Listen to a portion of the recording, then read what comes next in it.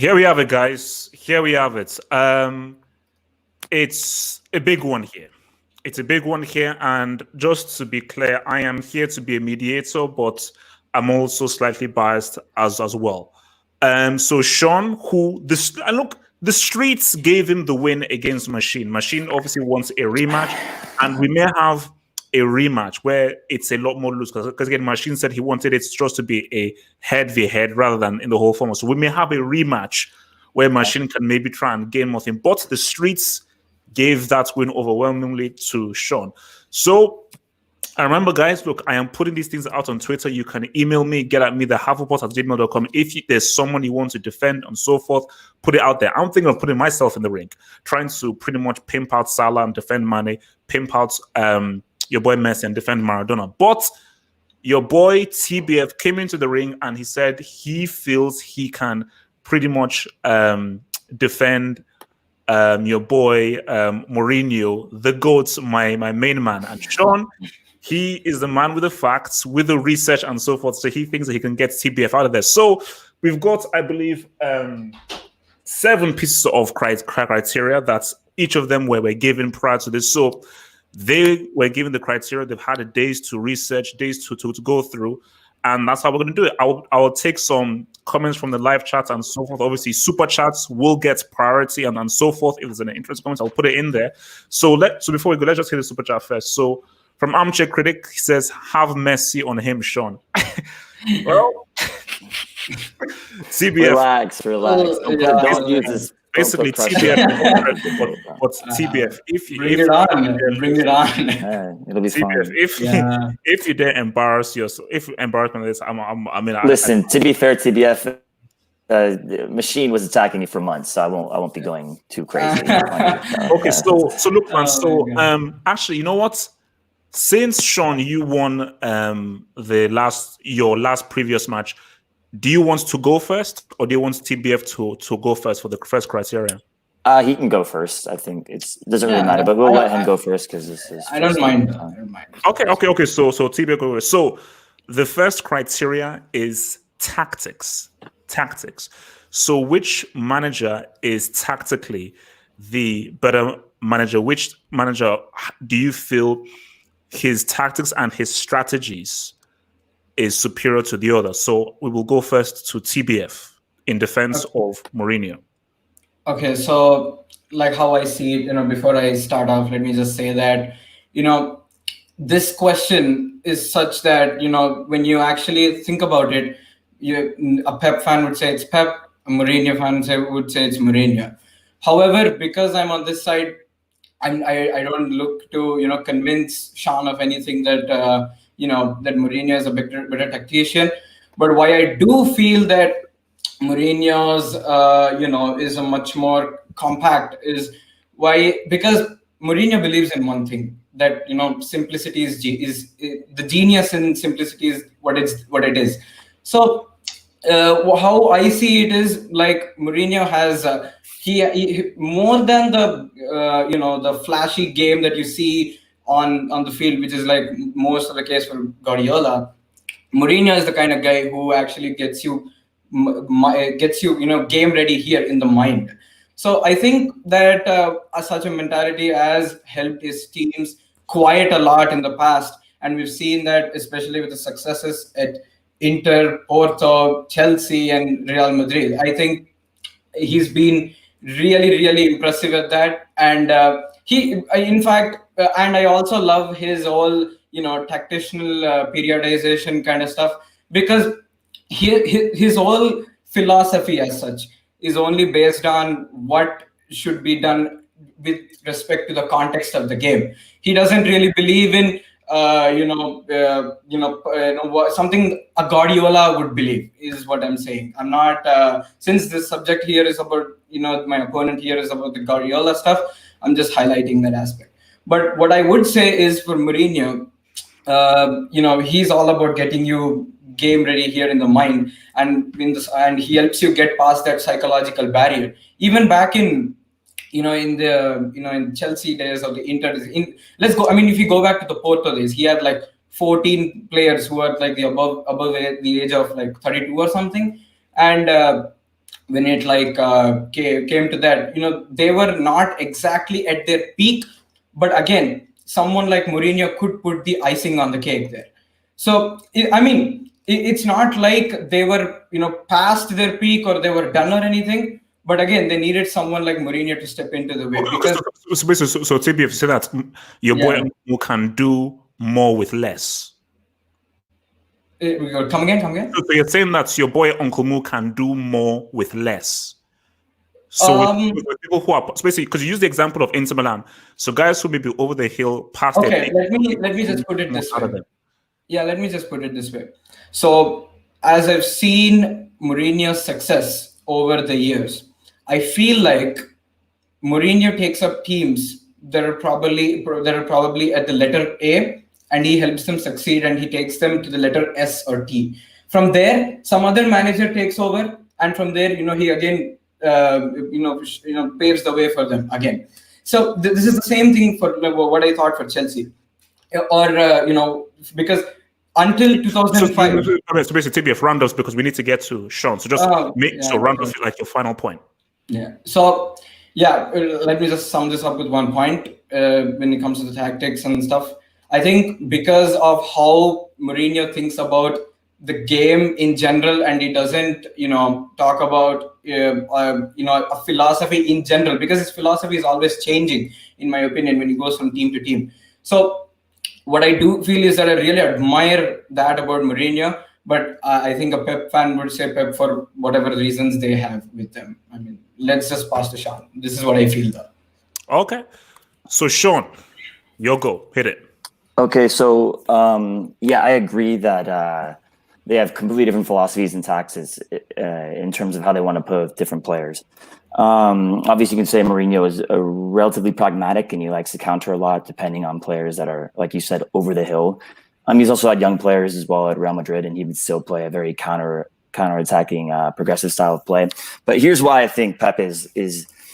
You say that HH has this inclination to believe that Pep doesn't necessarily change his philosophy. His philosophy has been ingrained. Sean, don't bring me into this, man. I'm just a bystander. Right. For 11 years, right. So for 11 years, he's been he's had a similar philosophy, but he's tweaked it per team he's played on. So if you look at Barcelona initially, they had a 4-3-3, and he'd like to use the width a lot. He put Messi from an inverted right winger into a false nine role, which would confuse the center backs and center defensive mids. They wouldn't know who to pick up, which allowed Pedro, Villa, or Henry, or Eto, or others to go wide. And what would happen, make runs in behind and pushing back the left and right backs more narrowly inward, which is a huge reason as why they're successful. And then he put in Busquets into the CDM role and allowed him to do that link from the back line into the midfield. And this would also create space for his wingbacks going up, because Xavi and Iniesta would obviously control the ball, and then Messi could drop deep. And it would just confuse opponents along with his pressing style of play. And it was very aesthetically pleasing to watch from even a neutral perspective. That's why I think he was revered by a lot of the public and analysts for his tactical progression in games. And you say that in the moment, Mourinho, he likes to do things on a game-by-game basis. And from a motivational perspective, give them kind of a psychological insight into how to break down their opponent in that specific game. I think every manager does that. I think Mourinho is more vocal about it, but Pep does treat things on a game-by-game basis, even in games. Sometimes for City, he'd start with the 4-3-3, then he'd adapt to a 3-5-2 or a 2-5-3. He would have a variety of different ways to approach games, and it isn't just possession style. If you look at Bayern Munich, in the first year in Bayern Munich, he averaged around 65% possession in his games, which is insane. He wanted to implement the same philosophy he used at Barcelona, but he realized the players were different. So what he did is he made a tactical change. Instead of having Lam at defensive mid, which he had switched his first year, he put him back out wide as a fullback. He had Alaba and Lam go up as wingbacks, which was a more direct style of play. And it led Bayern to be a little more successful in their second season, obviously ultimately losing to MSN. But the whole point was they played differently. And you look at Manchester City, they don't play the same as they did at Barca from a tiki-taka perspective. They had they did do intricate triangles, but they used width a lot, and they do low crosses. For Bayern Munich, they did a lot of long balls as well. He would adapt per league. His ability to adapt league by league with a similar philosophy, but tactical changes is why I think his tactics have been, as I said, revered by more pundits, analysts, journalists, players, and that's why I think that he gets the nod from a lot of neutrals. Obviously, you guys disagree, but that's why I think Pep is the superior tactician in the last 11 years since he's been managing. All right, so TBF, do you want to counter what Sean said? Yeah, like Sean talks about, change of style. That's definitely true. I never addressed that. Pep stuck to only one kind of, possession kind of play or whatever. I think definitely it doesn't work that way. And for someone who's at the top like Pep Guardiola, it's not going to be the same way how he managed in Spain when you compare it to Germany or England. That's definitely what I'm going for. But there was a system in Bayern, and apparently, so with Jupp Heynckes when they won the treble in 12-13, so Pep Guardiola was brought in to put. Now they were already at the top. Now was the time to make Bayern like the powerhouse kind of team, and you can't dispute them, you can't dethrone them. And what Pep did, I think, with the Bundesliga and the domestic competitions, he's done quite well. I mean, I'm going to give props for that. He won all three times convincingly. There's no doubt about that. But when it comes to the fact that when it comes to the European competitions, the time where you need to be clinical and the knockout stages, you could clearly see where. So let me get this straight. So when it was Heinz and it was unlike in a 4-2-3-1 system with Mario Gomez up front, they essentially won the treble in that kind of system, and it worked.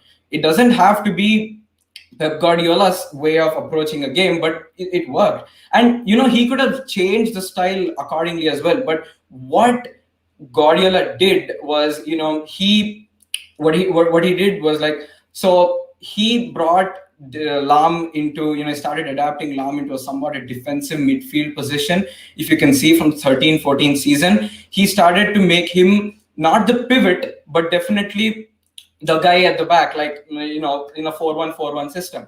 So so when Lam was there, see, the thing is, in the Bundesliga, it worked for them. Props, there's no disputing that. But you could clearly see when they played Chelsea, due to lack of physicality from Lam, he was caught out on one occasion, and that's when Chelsea scored. And same thing against Real Madrid in the Allianz Arena too. Like, you could see, you could see, due to lack of physicality at the back, you could see one going on counter. Two or three were from set pieces. One was a Ronaldo free kick, and two were Sergio Ramos headers, which came from a Luka Modric corner and an Angel Di Maria cross. I mean, it's a free kick. So what I'm saying is Pep Guardiola, and there's one other thing I'd like to address here as well. I believe that when you're aiming for the Champions League title, experience and exposure is really, really important. Like, Mourinho quotes this on one occasion, saying that when he was at Manchester United, he was called out for losing against Sevilla. And then he talked about the different types of teams that he took over, and talked about how less experience they had as his players had in the competition as they went into the further stages of the knockouts. So if you actually look at that, Guardiola has had everything. He's an excellent manager. He's done quite well. I mean, 4 years, 2 finals, 2 semifinals. That's amazing. Even though it's Barca, even though it's his system or something like that, he's done quite well. We've seen managers fail before, but he's like Barcelona's, the most, like, the ultimate manager kind of manager. So if you actually think about it, when you have a manager with that exposure, and you also have players who have been in finals before. Okay, because TBF, round of, because you need to get to Sean's counterpoint. Okay, so who've been in finals before, who've been in lots of the end knockout stages before. You don't expect them to not score in every away leg that Guardiola has been with them, right? Because they've been there. That exposure is there for sure. So yeah, so that's my point essentially. All right. So Sean, counter.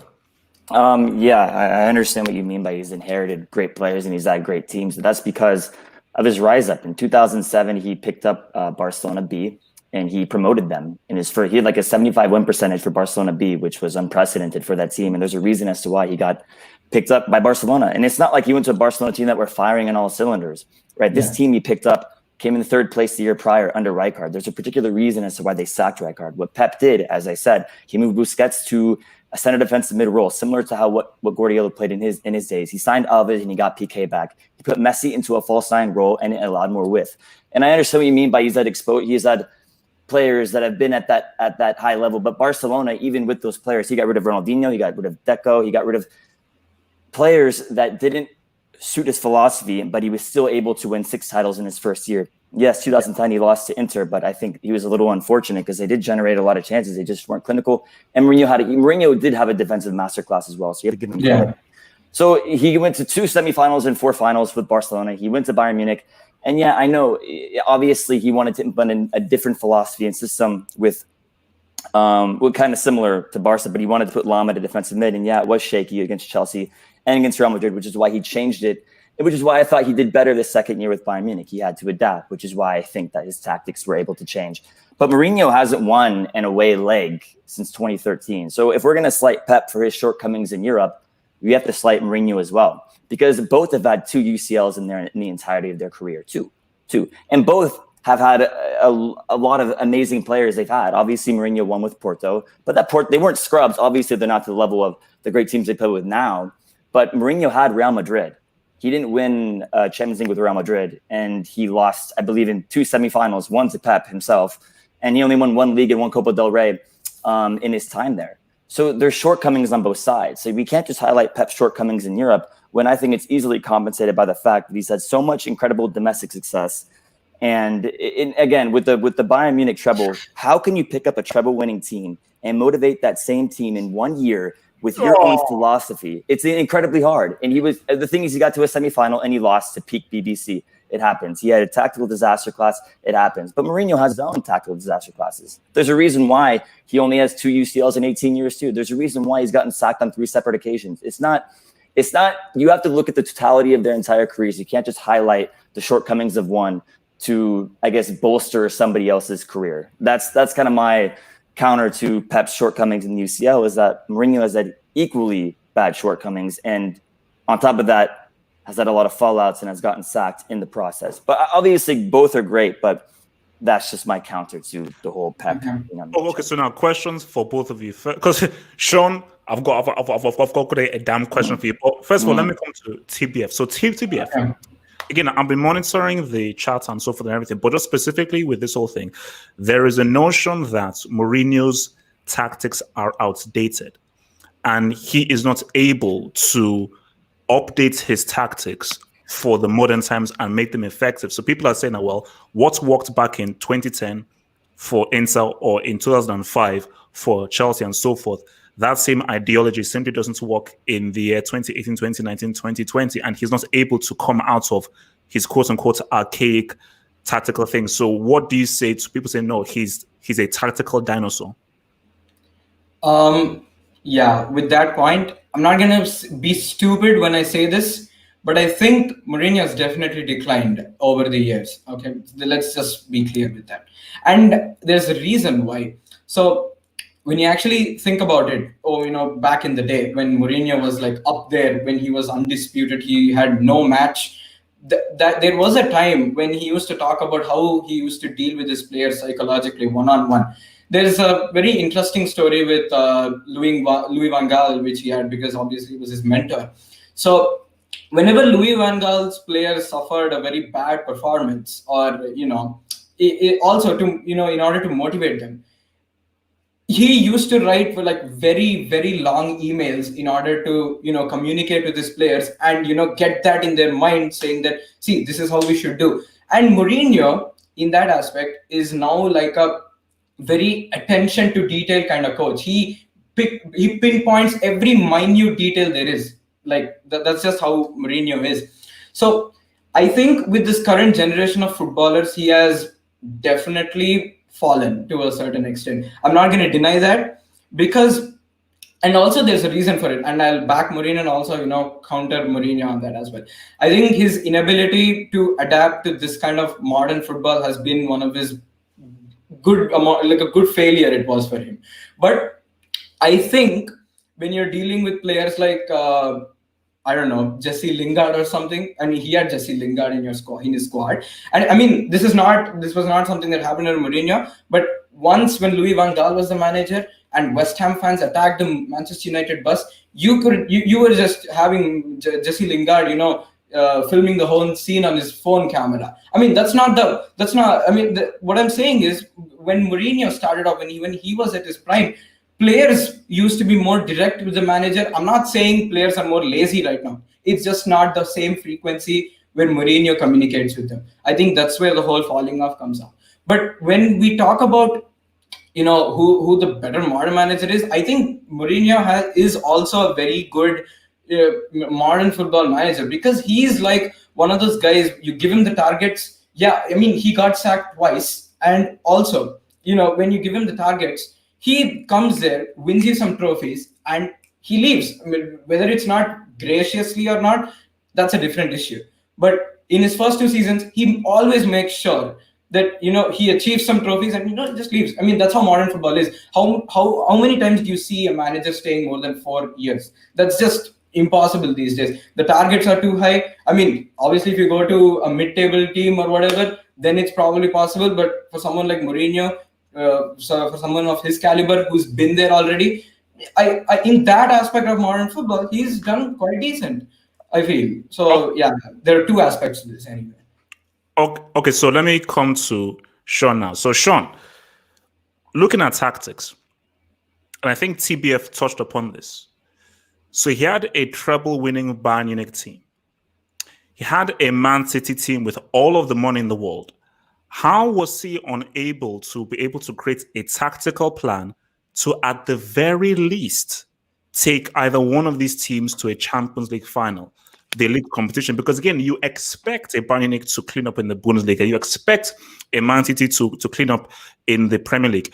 But why isn't he, when he had the talents, he had the players, he had the money, he had the funds, why wasn't he able to create a tactical plan to be able to, because he should at least win a Champions League?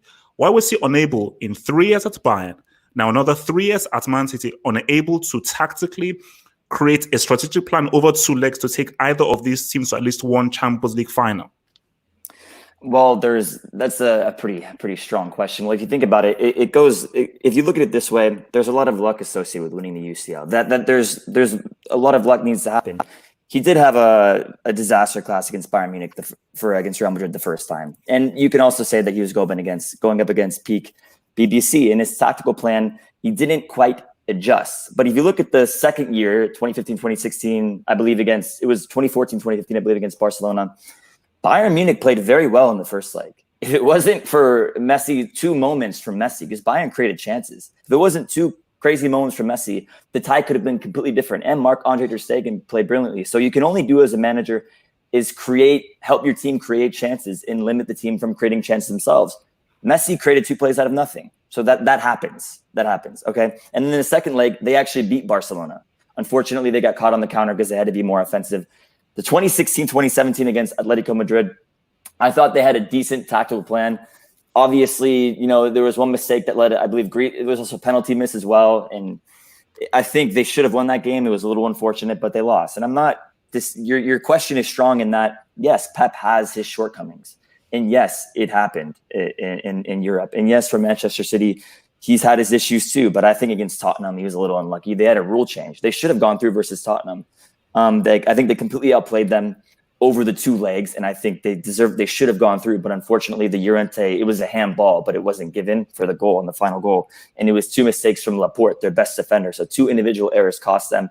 Obviously, Liverpool outplayed them, and obviously his first year at City, he was transitioning. They lost to Monaco, and that was poor. So he's had poor games in the UCL since Barcelona. I'm not denying that, but he's also been managing only 11 seasons, and he's still not done with City. He still has time to go to win more Champions Leagues. And a lot of managers don't win more than 2 Champions Leagues. So if we're going to hold Pep to such a high, incredible standard, and I know you like to use the checkbook thing, he has a lot of funds, but Mourinho has spent more over the last 15 years than any. Sean, we'll get there. Okay, all right. Easy. My point is that overall, yeah, he had his shortcomings in the UCL since Barcelona left, but his impact on those teams. What have Bayern done since Pep left? What have Barca done since Pep left? No. Trust me, impact is another thing. We'll get to okay. But that's my answer to your question is that each manager. So round off. Yeah, each manager has their shortcomings, and Pep had some tactical disaster classes, but I think there's a little more context that needs to be ingrained there. So it's a two-folded question, but yeah. So super chat here from Martin Rosario, who says, thank you, super chat. In Pep's defense, 14-15, he had to deal with injuries in the UCL semi. No excuse. Sorry. I'm sorry. Hashtag no excuses. Yeah. Can I answer to that? I mean, the question, No. What to move on. Okay. So next criteria is man-to-man management. Man-to-man management, and I know that some of people are gonna go hard on my boy Uncle Mo. They're gonna go hard on my boy Uncle Mo, but just guys, let's just be fair here. So man-to-man management, how do people deal? How does this manager deal with players on a personal man-to-man basis? His relationships and so forth with these certain players. So Sean, I'll let you go first. Man-to-man management. Yeah, I mean, there's a lot of stories and anecdotes from players that genuinely adore Pep. Alves had a rather provocative quote in that he said that playing under Pep is more enjoyable than sex, which obviously, I mean, that's just a little exaggerated. But the point is that players love playing for Pep Guardiola. They love his attacking style of football, especially in the modern era, because players really, really do enjoy playing expansive attacking football. If you look at how you look at Barcelona, I mean, Thierry Henry loved the way he played. And obviously, Zlatan Ibrahimovic, Eto'o, they didn't get along with Pep quite well, but Mourinho has his shortcomings with players too. But his man management before games, he would go up to players and tell them what their specific role is, what they could do in this specific game. And if you see, there's a lot of camera footage of Pep going to players, even opposing teams' players, telling them what they could have done better, telling them they played amazingly, or going up to players in mid-game. Let's just say, for example, Barca could be up 2-0. He'll tell Xavi to come to the touchline, and he'll start yelling at Xavi about certain ways he wants things to be done. His man management skills, I think, is why he's been so successful, because his philosophy is extremely, extremely, extremely difficult to grasp as a player. What you have to do is you have to be able to motivate these players to buy in. What makes a manager in any sport exemplary is the fact that they're able to get their players to buy in. I'm not saying Mourinho doesn't do that, but I'm saying Pep, because he does do it as well for his own style. But Pep does it in such a way that it kind of permeates throughout the whole entire squad. And it seems to be, again, revered by most players. And a lot of players talk about Pep's stories. And obviously, we can look at the shortcomings as well. You can look at Zlatan Ibrahimovic.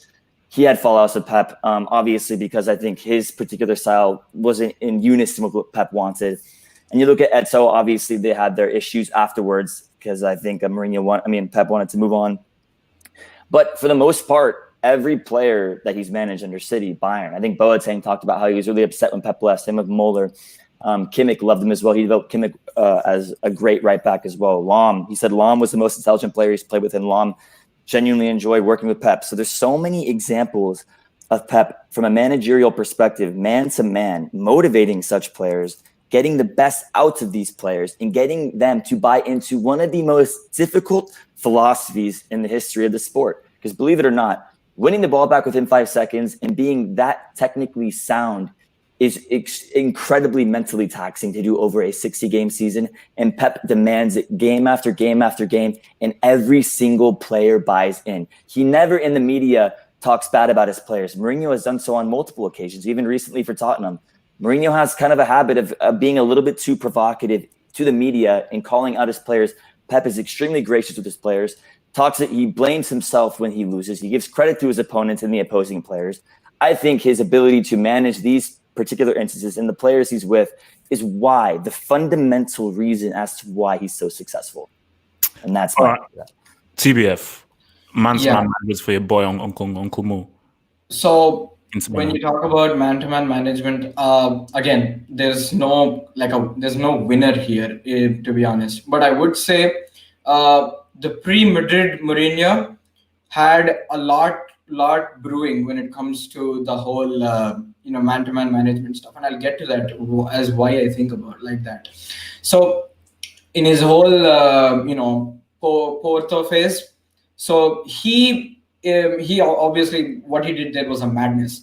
He obviously won the UEFA Cup in his first season. Obviously, both times he won the league and went to win the Champions League in somewhat a really unpredictable manner. I mean, people never saw that coming. But if you keep that aside, there was a player called Manish, and who was who was a Portuguese player, and obviously when Mourinho came to Porto, he was barely in the reserve team, and he had fallen out, and people thought there was no hope for him whatsoever. But Mourinho made him a really an amazing part of the team, and he became really instrumental in the success as well. And it also applies to most of his Chelsea successes. I mean, obviously, Frank Lampard or John Terry, name it, anyone. No one will actually talk anything bad about Mourinho. Same goes for Samuel Eto'o, who says that Mourinho is like the best manager I've worked with. And he obviously, even after winning the treble under Guardiola, he never mentioned Guardiola. And I think it's opinions again, by the way. Some players have a different perspective. Some players gel with that kind of personality. Samuel Eto'o didn't. Zlatan Ibrahimovic didn't. I mean, it's just opinions in it. And if you actually think about it, there was this, there was also, I don't remember who the player was, but what they said about Mourinho at Porto was, first he was a friend to us, and then he was our manager, and it clearly, I can understand why, because like I said earlier about the whole tactics thing, Mourinho, his philosophy changes. It's not, people think the whole defensive thing is his thing. I'll get to that when we go to the next criteria. But when we actually talk about Mourinho, his game is all in here. It's always how he emotionally instructs his player to go and give their everything on that field. Inter versus Barcelona, Porto versus Celtic, everything, like every ounce detail you can actually see. The Chelsea versus Man United, 6-7 FA Cup, everything. So like when you actually think about how the man-to-man management is, yes, Mourinho has had fair amount of shouts, and for what he has achieved in his prime,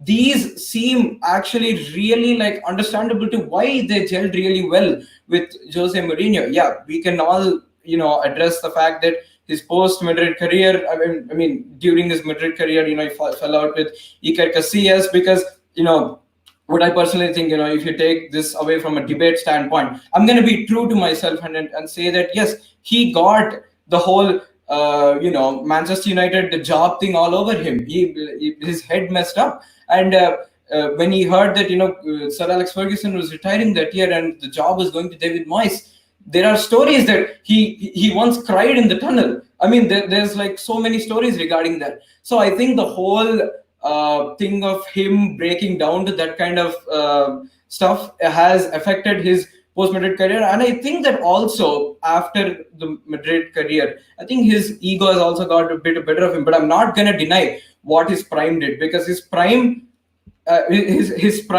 explains what his player man-to-man management can do, and it has shown the results on a much larger scale in a much shocking way than what Guardiola did. Okay. So, Sean, do you want to retort to anything he says, or are you guys ready for me to ask you both questions? Just one small retort. In terms of, you said that it was a more, I guess, shocking way in how Mourinho was able to motivate his players in terms of a bigger scale in a shorter amount of time. Like I think you just believe you said that in terms of motivating them. I don't think you can necessarily quantify that, especially when in 11 seasons Pep has done much more in terms of motivating his players. So if you were to look at the first 11 seasons of their career, from 2002 to 2013 and Pep 09 to now, I think Pep in his first 11 seasons compared to Mourinho's first 11 seasons, from a motivational man-to-man perspective, manager to player perspective, even though it's not really quantifiable, I think Pep has been able to get more out of his players than Mourinho. And I think it shows in their win percentage. I think it shows on a match-by-match basis. And I think it shows in their overall trophy haul. But that's, again, you can't necessarily quantify how you motivate players. So yeah, go ahead. So can I just respond to that? Okay, briefly respond.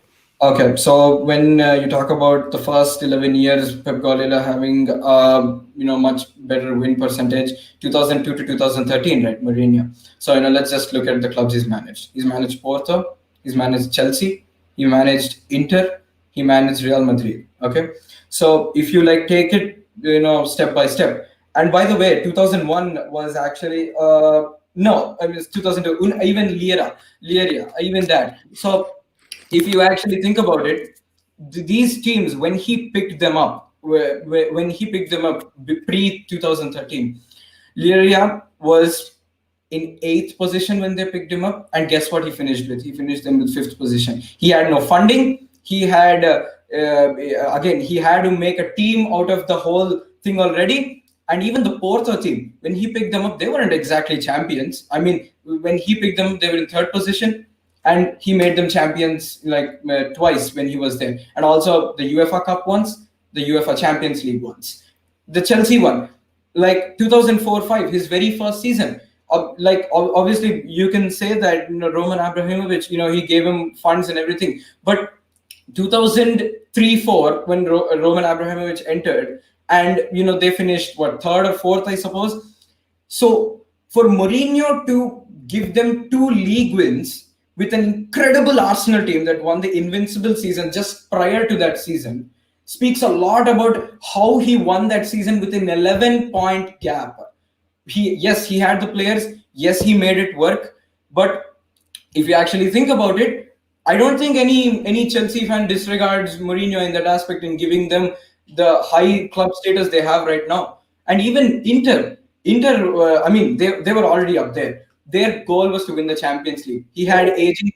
Okay. Briefly. Let me ask you a question, because on the post questions to you now. So, questions to TBF. So, many people have said that this may actually be one of the biggest criticisms towards Mourinho, with the amount of people that Mourinho has fallen out. Well, not only fallen out with, but the way in which he's handled the media, and also the way he's been able to call out certain players like a Martial, a Paul Pogba, a Luke Shaw, even now, and Ndombele as well. So don't you think that this is an example of bad man management in the way that he calls out his players in public and chastises them and criticizes them in public? 100%. I think it's I think like I just said, his post-Madrid career is another story in itself, and I think that's the only thing that actually, again, people try and dispute that because of his post-Madrid career and neglecting what he's achieved before. But if you actually look at the whole post-Madrid thing, then yes, 100%. His ego gets the better of him sometimes. Sometimes he gets too emotional. He can't control it. Sometimes he can't just talk to his players, have a chat with them. So that's the whole argument of of Mourinho not getting modern football as correctly as other successful managers in this generation. It all comes down to that argument. Like I just said, he's not able to deal with this current generation of players like he was, with his the other generation of players, where he was too much attention specific to each and every detail. So yeah, 100%. I think Mourinho sometimes he loses control. He's too passionate about stuff he can't control, and that's the one thing Mourinho doesn't like about not having control. Okay. And that's my whole thing. Sean, so Ibrahimovic, you know who that is. I'm sure you know who that is. I do. Tall bloke. For all Mourinho has said, for all Mourinho has done, there has never been a player who has come out and said that they were as badly treated as Ibrahimovic felt he was treated by Pep, where this was a player that Pep brought in.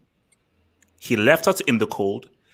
And when Ibrahimovic actually said that, what's wrong? Why are you doing this to me? He ignored him. He said nothing to him. And he totally did not address anything towards him. So rather than being a man and actually telling what the issue was, there was a zero communication whatsoever. And Ibra was left out in the cold, isolated, while Pep only focused on Messi and his own crew. Samuel Eto'o has even come out and said that he felt mistreated in him being swapped out and not being appreciated for the work that he did for the team as well. So when you look at these two stories of two quality players, a Samuel Eto'o, who gave Pep that 09 CL, and in Ibrahimovic, who come out and pretty much came short of saying that this guy is an extremely poor, cowardly character. How can you then defend him and say that he has great man management when two players have said that he treated them like trash? And let me even include Yaya Toure as well. What do you say to that? Right. So 2 to 3 players doesn't compensate the fact that the majority of the players he's worked with, which is over 70 to 90, have that basically said that they've enjoyed his man management. They enjoyed the way he treats them. And in regards to Zlatan, yeah, I mean, I'm not saying Pep is perfect in terms of managing players. He obviously dropped the ball on that one. Now, do we know every single minute detail with it? No, we don't. All we know is what Zlatan said to the media. Pep didn't really disclose it. But Pep has never responded. Exactly. Pep didn't disclose it. Pep didn't give his full comments on it. And neither of the other players really gave their share on it too, because they were in the dressing room as well. Zlatan obviously is a huge personality, a huge ego. Maybe Pep felt that his ego was getting the best of him, and it was, maybe creating a divide in the dressing room. And maybe he felt the best way to handle it was silence. That's more of a personality thing. And Pep may have dropped the ball. He did. He should have treated Zlatan better. I think he should have given more appreciation to Eto'o. And he has given Yaya Toure a lot of props. I understand Yaya's had his issues with him. But in the end, after everything was said and done, Pep has given Yaya his props. But I think there's still overwhelming evidence, in terms of the amount of players that have come out and said they enjoy Pep's, philosophy, and they enjoy Pep's management skills over the last 10 years. I think that's way more so than 2 big superstars coming out and saying they didn't appreciate a lot of the things Pep was saying, because you can't just look at 2. You have to look at the totality of everything. You can't just pinpoint a question and say, oh, well, Zlatan said this.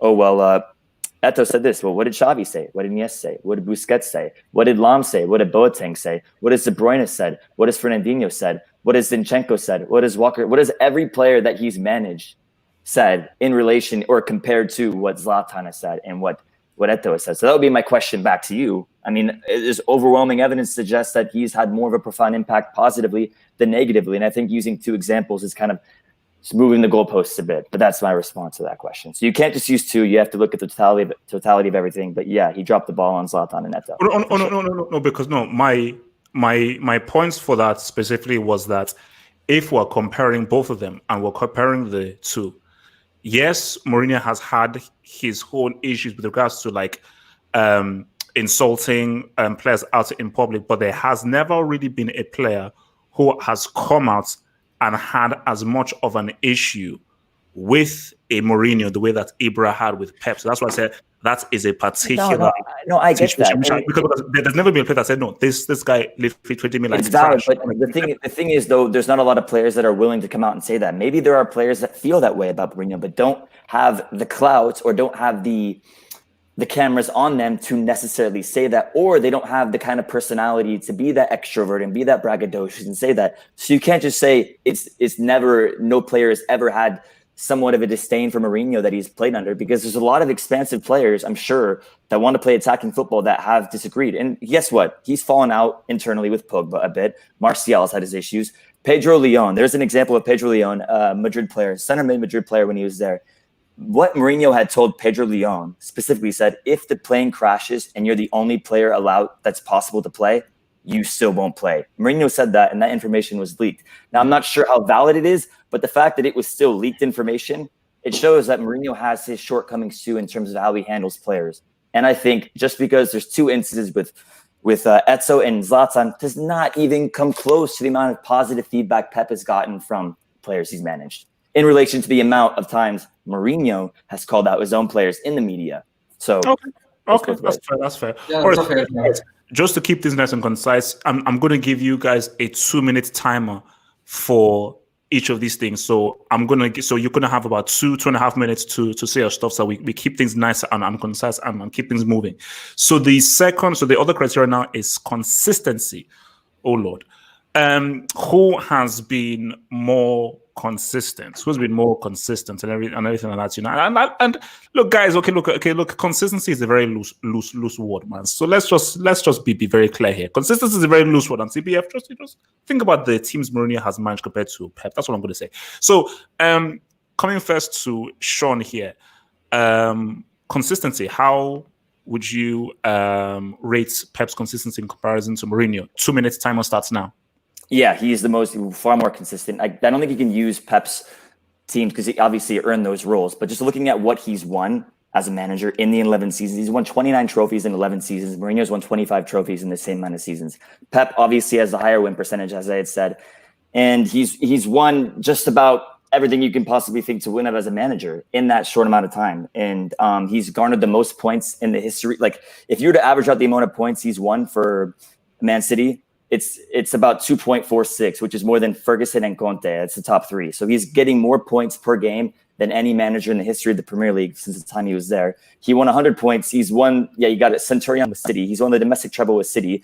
He's averaging 2-point-something trophies per season as a manager, which is ridiculous, unprecedented. No manager has ever even come close to that. So in his first 11 seasons compared to Mourinho's 11, even to 18, there's an incredible difference in terms of the amount they've won. So you're going to say, well, your counter to that is obviously, well, look at who Pep has managed. Pep earned those roles. Let's just say, for example, I was working at Google. Why would I go to a lesser corporation to prove others wrong when another big corporation wants me? It shows that my tactics and my philosophy is working. It means that everybody wants me because I'm being successful.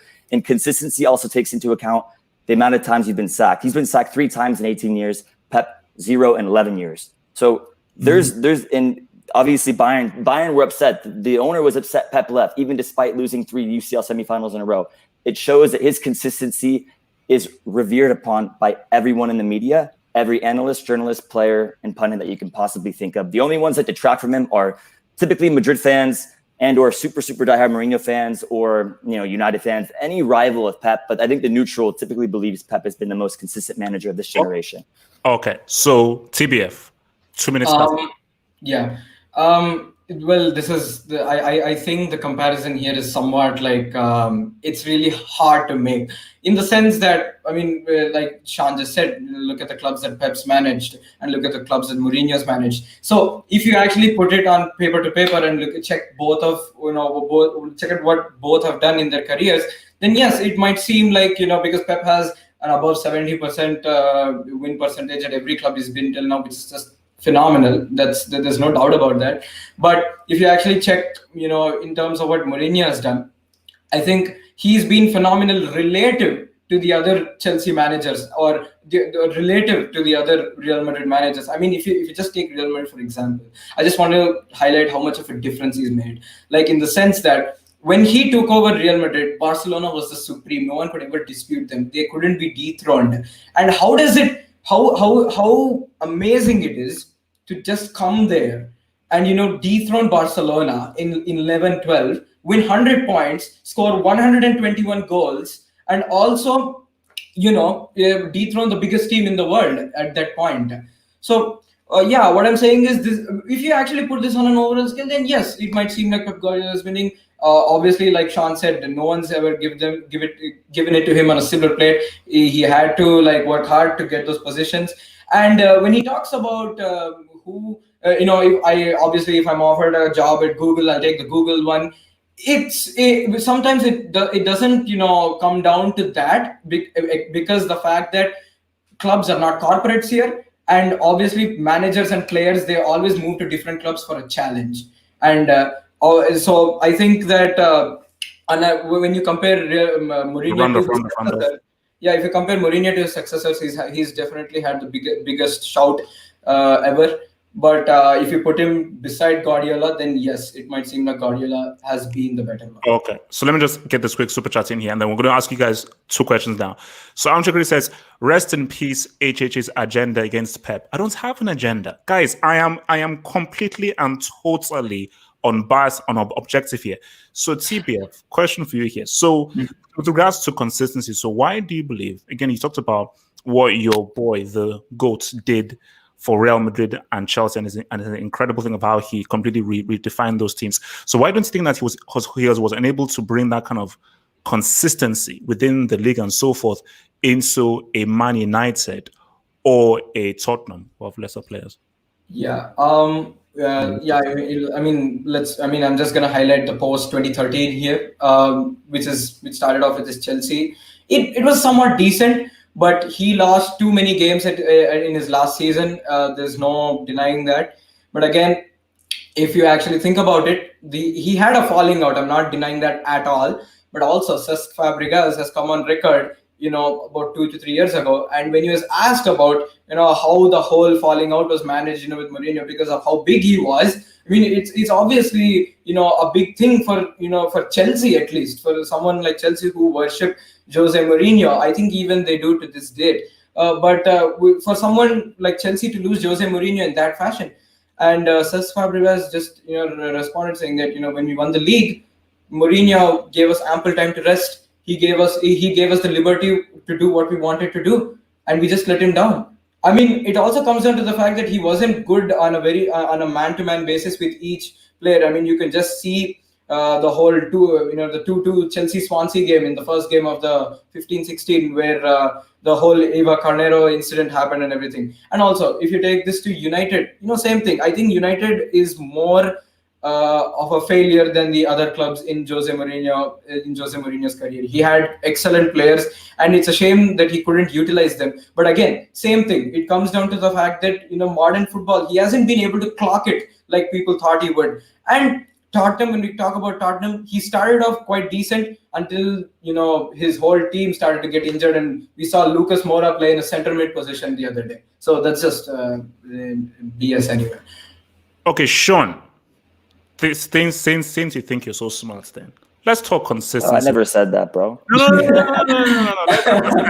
Let me since you think you're so smart, man. Since you think you're from Harvard and all that kind of stuff. So let's talk consistency then.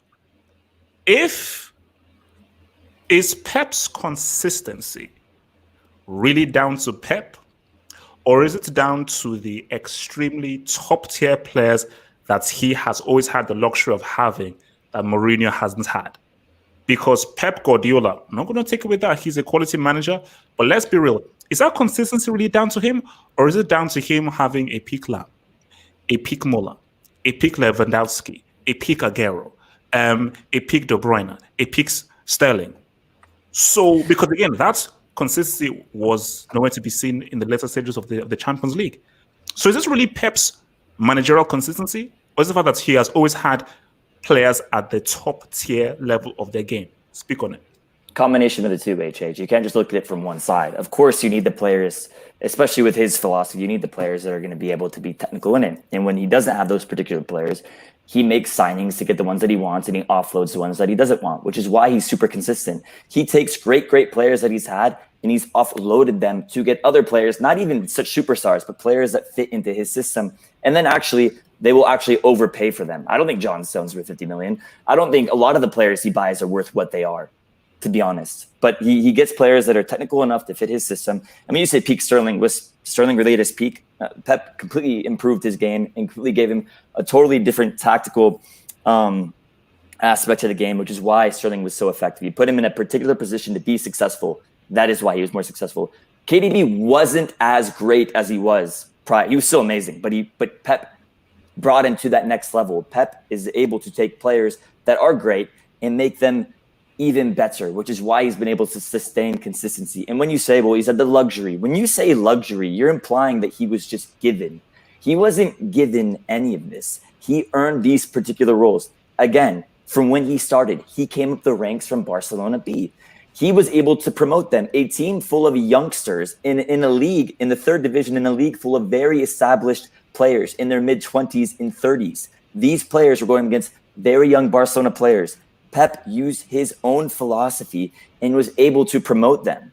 And that's why he was given the role. That's why he was given the opportunity. And what he took with that in life, what you are given, you have to take advantage of. And Pep took advantage of what he was given after he was able to prove himself at Barcelona B. If he wasn't such a fantastic player, if he wasn't the captain for Barcelona, would he have even given that opportunity to even manage Barcelona B? He proved himself up and through the ranks. You cannot just consistently say, because you do it all the time with Pep, it is a luxury. I know he has super technical players.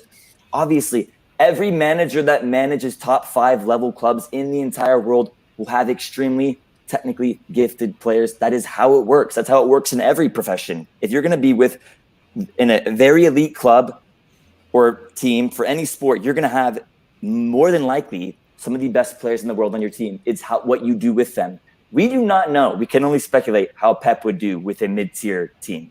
We can only speculate. With scoring, right? I don't remember when Mourinho managed Scornthorpe either. He's managed good teams. Now, obviously, Porto wasn't as great as the teams now, but I think football's become more monopolized, and I don't think Porto would even compete now. I think a lot of the big teams have so much more money in the fact that it's hard for the smaller teams to even compete. So like the top 10 clubs are always going to dominate. It's not as balanced. And I think there's an issue with football in general. If you look at PSG and Barca overspending for big players, that's besides the point. The point is you can't consistently berate Pep for this luxury thing when in fact he's earned these roles on a consistent basis while offloading.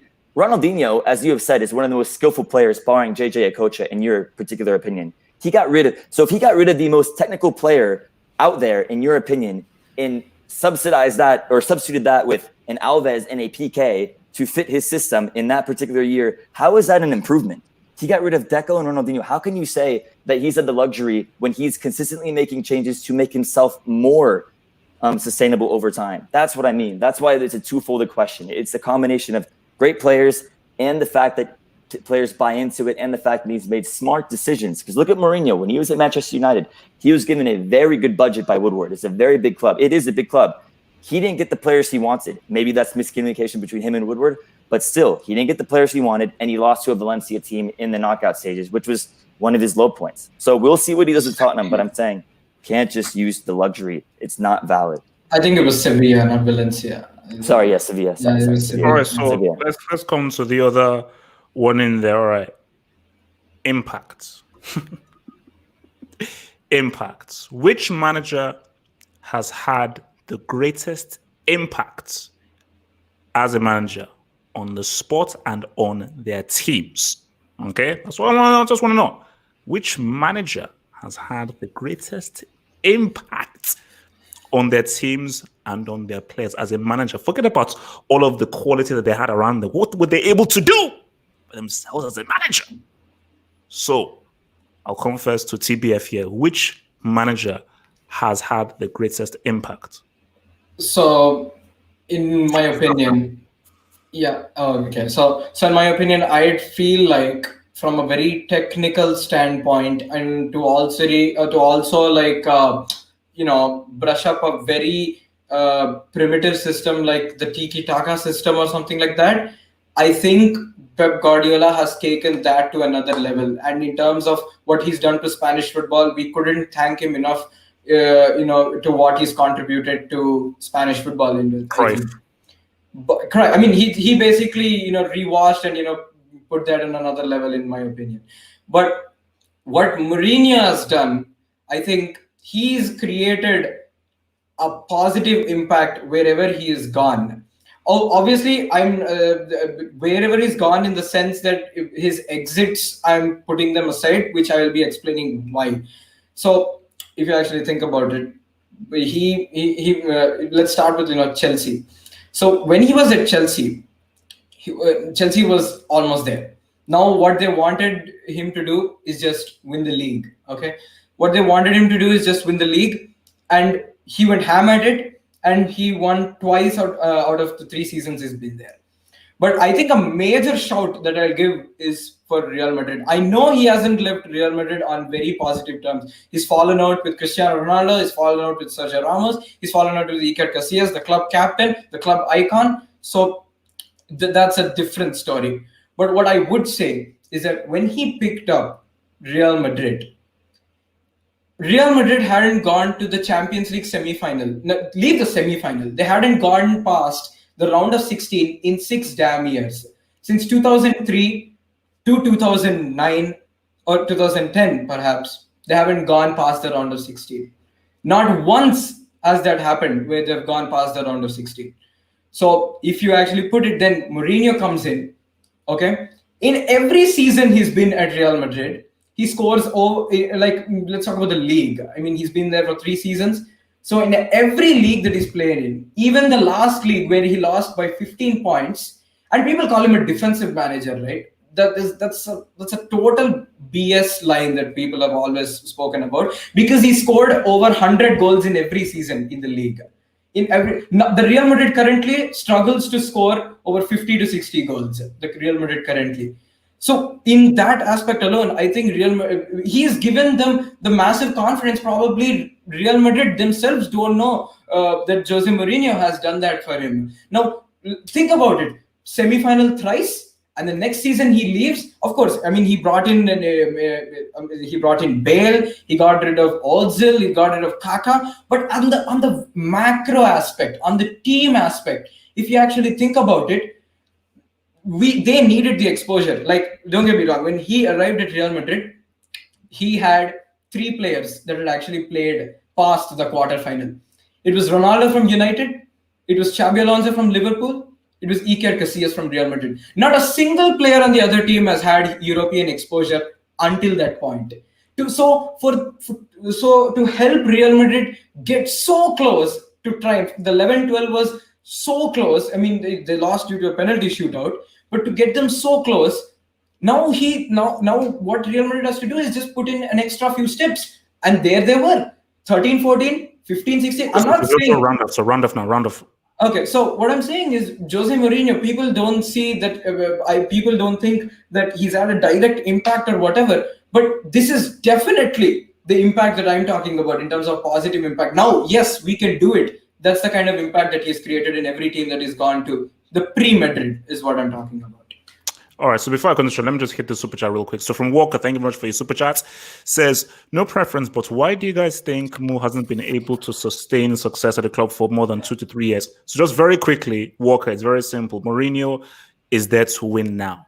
Give him the players, he will give you a trophy. Give him trash and bricks, he's not going to win you a trophy. So if you give him the right players at the top of the level, he will guarantee you a trophy. At least a CL or a major trophy. So, Sean, go for it. Yeah, so I think both have revolutionized the game in their own way. But I think from an attacking perspective, Pep definitely has more so. I think that kind of goes to that saying in terms of how tiki-taka was coined and how Barcelona play and even how Bayern played. If you look at when Pep was managing Barcelona, if you look at his impact on Spain in general, that Spanish team went on to win a Euro, a World Cup, and then a Euro, ingratiating a similar philosophy to what Pep was using at Barcelona. Okay, so that has a profound impact for the national team. You go to 2014, Pep goes to Bayern Munich. What do Germany do? They end up winning the World Cup when Pep is in Germany with a lot of the same players. And obviously, then he goes to Man City in England, and then you look at England end up getting to a semifinal of the World Cup. So Pep is managing every nation, every country that he goes to and manage the club level. A lot of the national team players are typically on that club team, and they do well for their respective national teams. And it is an argument in terms of impact. Since you said impact, it's hard to quantify what their impact is. But I think what Pep has done from an attacking perspective, he has revolutionized the game. So his impact has been profound. You look at a lot of the players that enjoy playing for him. I think it's kind of hard to say what impact they've had on teams because both have gotten far. And you say Mourinho, he was so close to winning in 2012. Well, Pep was so close to winning, getting to a final on 3 separate occasions for Bayern. They got to semifinals three times in a row. Against Mourinho, he beat Mourinho 5-0 in a Clasico. He beat Mourinho 2 out of the 3 years for the league. He beat Mourinho in a Champions League semifinal. So in terms of the impact he's had on each club and how it's actually translated into the national team for a lot of the players, because a lot of the players have talked about how playing with him have improved them to a point where they actually improve on the national scale, which is what happened. I think, and that's the point that's been brought up in numerous debates in the past when looking at Pep's impact on football, is that wherever he goes, he seems to have a very positive impact. Now, there are negative things associated with what Pep does, because they have lost big games in pivotal moments in the UCL knockout stages. But if you're gonna look at his disadvantages, you're gonna look at Mourinho's as well. And Mourinho has lost. He's kind of fallen out with almost every club that he's been with. That's why he's gotten sacked 3 times. But his positives outweigh the negatives. But if you look at both sides, both have made a huge positive impact. But I think Pep has done so a little bit better in the time he's been managing. So let me ask TBF this question. So for TBF, so in terms of impacts for Mourinho, we have to look at the entirety of his career so far. Okay. So yes, he may have made great impacts for Inter Milan, for Real Madrid, and for FC Porto and so on for Chelsea. But at the end of the day, it is still Real Madrid. And he may have taken them close, but I don't believe he ever took Real Madrid to a Champions League final, even though they still had top players. He was never able to take them to a Champions League final. And then in terms of an impact, how come his impact diminished when he was at a Man United, or so basically when he was at a Man United and now at a Tottenham? Whereas for Pep, he has always been able to have a positive impact in every club that he's been. So how do you explain the positive impact for an FC Porto, an Inter Milan, a Real Madrid, and the negative impact for a Man United and now for a Tottenham and for Chelsea in his second stint? Yeah, you talked about, at the end of the day, it's Real Madrid, but back in the day, it didn't work like that, sadly. Because, like I said, like when Mourinho came in, like the impact he has had on Real Madrid is unreal, and people just don't look at it. They just look at his last season because he hasn't won anything in that, and they just go ham at him. What I am addressing is, so when he came into Real Madrid wasn't actually top tier, and they were in a place where they weren't supposed to be. Like the Copa del Rey, he won against Barcelona, I think in Valencia, in the final where Ronaldo scores the header. That was their first Copa del Rey in 24 years. Okay, so that is one aspect. And also with a team that hasn't reached hasn't gone past the round of 16 6 times in a row. Like a semi-final is a huge step up. And like I mentioned, he's had only 3 players who've been in that knockout occasion. They've had talented players, no doubt. They've had talented players. They've had Angel Di Maria. They had Sami Khedira. They've had Mesut Ozil.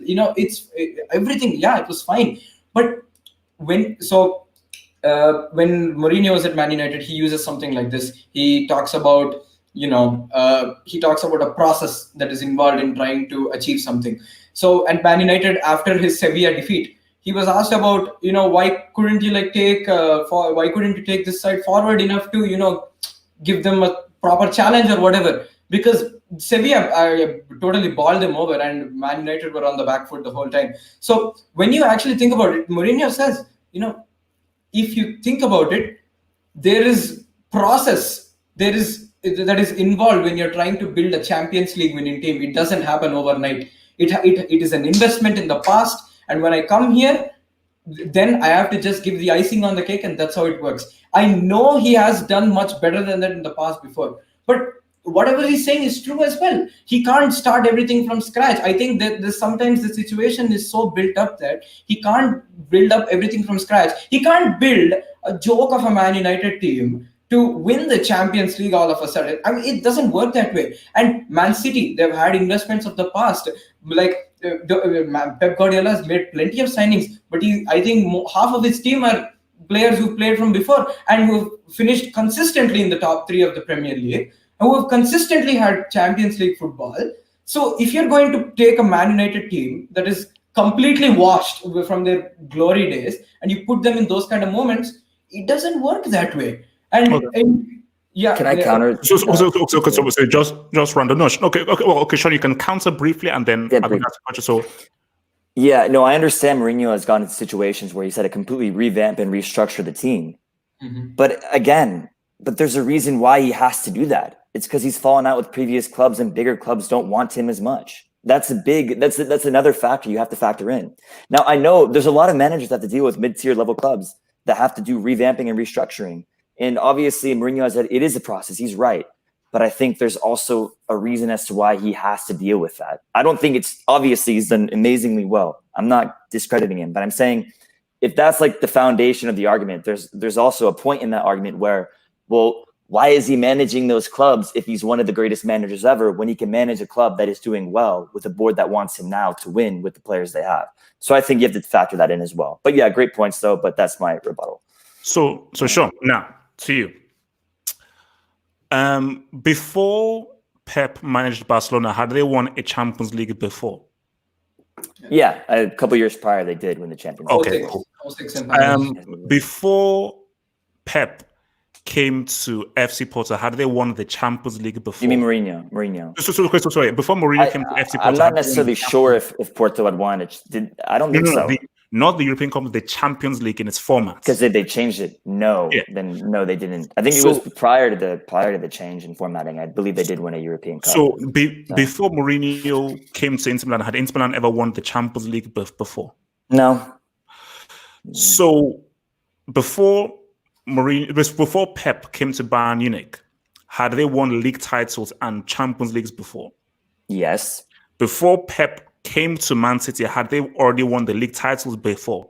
Yeah, Mancini and Pellegrini. So explain to me how Pep had a bigger impact than Mourinho. If Mourinho came to clubs and gave them titles that they had won for the first time ever, whereas Pep didn't give any of these clubs their first time ever. City have never won the Champions League. Has Pep given them the Champions League? But we'll find out. So okay, I mean, but the facts of as of right now, he hasn't. So yes, he gave Barcelona a Champions League. They've already won it before. Even if he gave Bayern the Champions League, they've already won it before. So isn't it a stronger argument that Mourinho had a greater impact because he was able to give clubs something that they never won before, whereas Pep just won them trophies that the clubs had already won before in their history?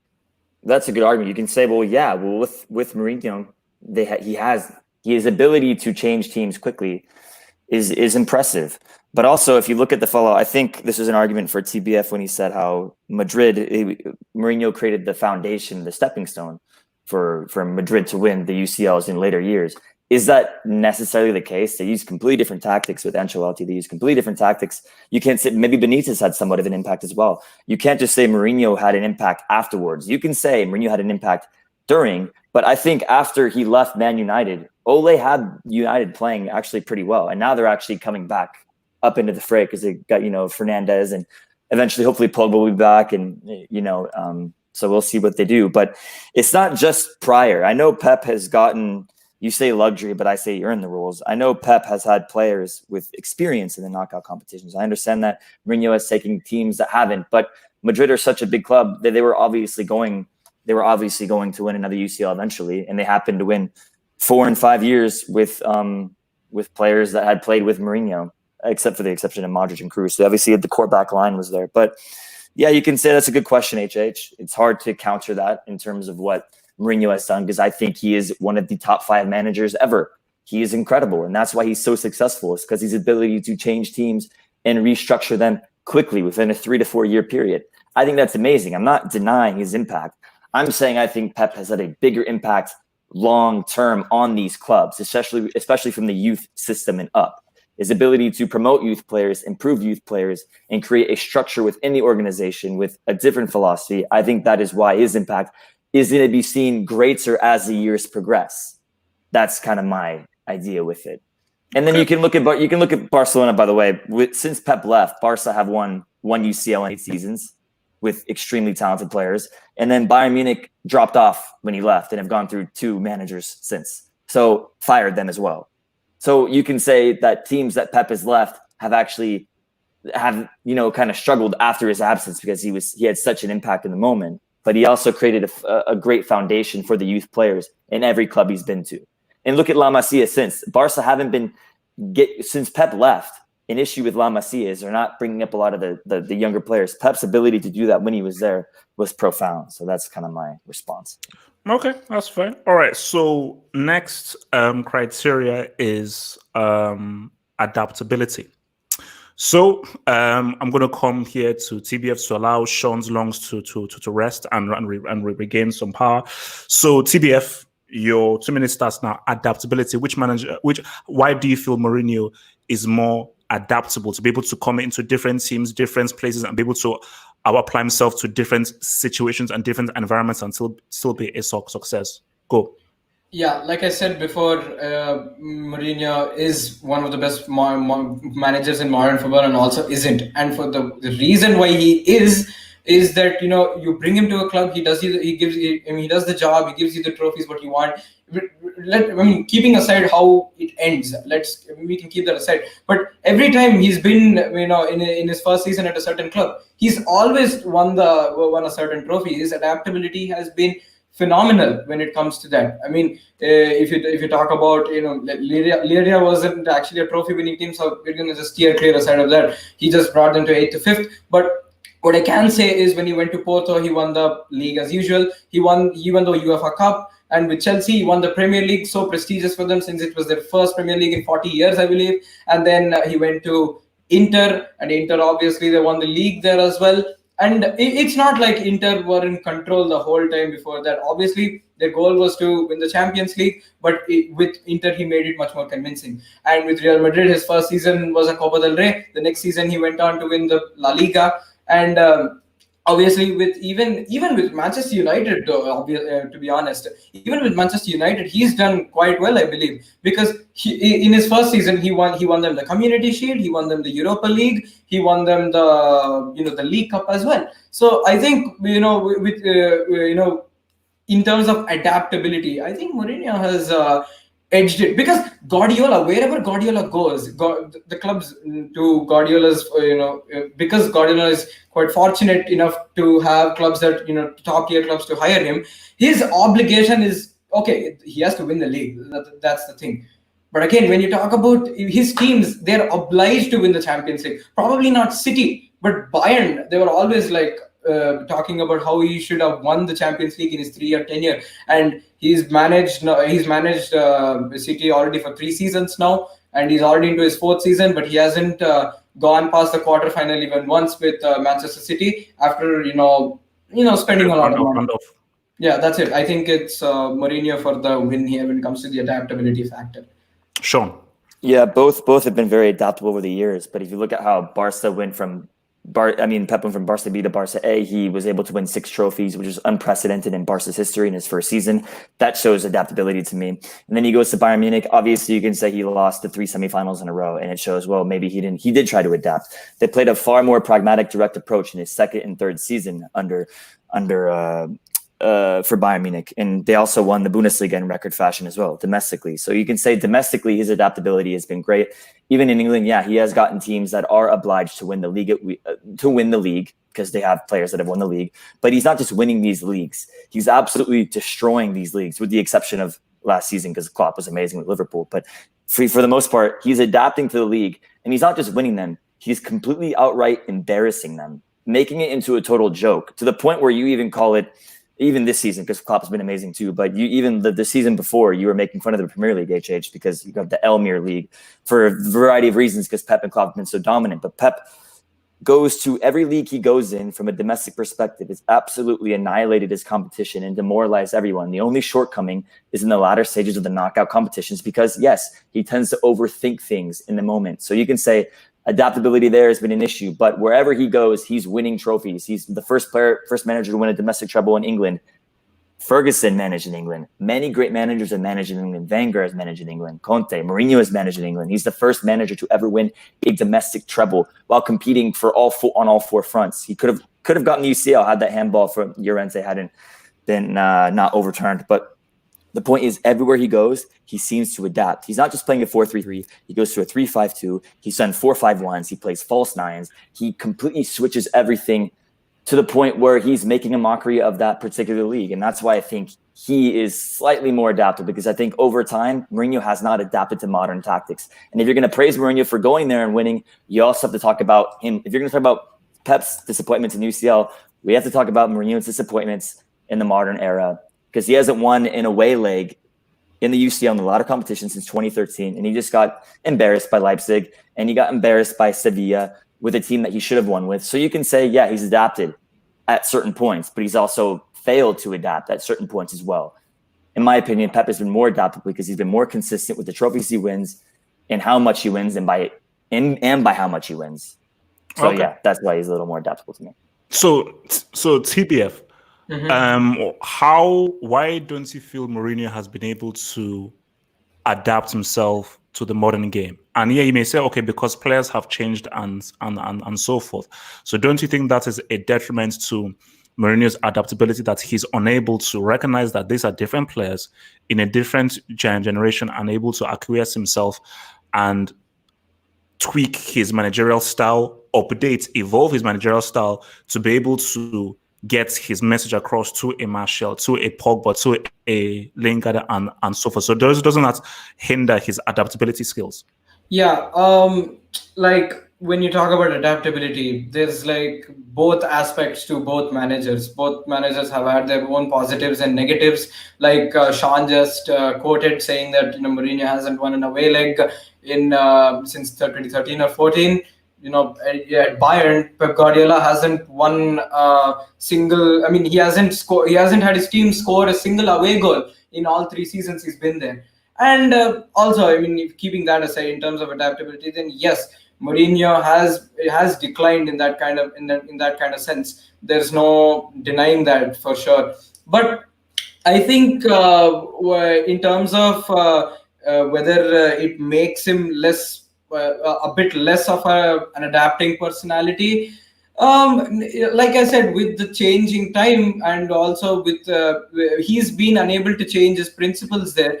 But still, I think his prime primarily outweighs all the failures that he's been through recently. If you just clock back and you look at his prime, these failures don't even seem that less, because those were too much phenomenal of achievements that he's had before. And I think it has declined for sure. But no, and it probably in current day it makes him less adaptable of a manager, because he's known to be quite strict. He's known to be he's known to be quite picky at very specific details, which is needed, not needed. I'm not really sure, because I'm not the player there. But because he's had falling outs before and whatnot, then yes, definitely, I think it has declined for sure. Okay. Wait, can I retort one thing that he said, prime? I think there's kind of an issue when we're making these debates.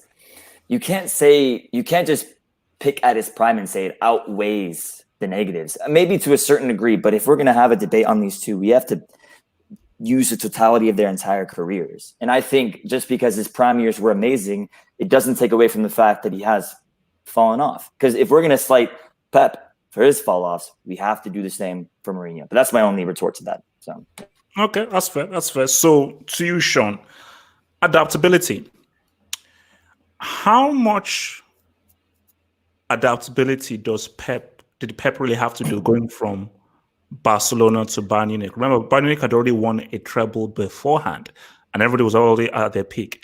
How much adaptability did he have to do from Bayern Munich to Man City? Where at Man City, he pretty much had arguably the biggest spending money in the whole of Europe, possibly only only be able to be outspent by a PSG, since the PSG owners and City owners are pretty much from the same group. So how can you say that Pep had to do more adapting in comparison to what a Mourinho had to do with a Man United club that were already on a decline, with hardly any top tier players, but he was still able to win trophies within them?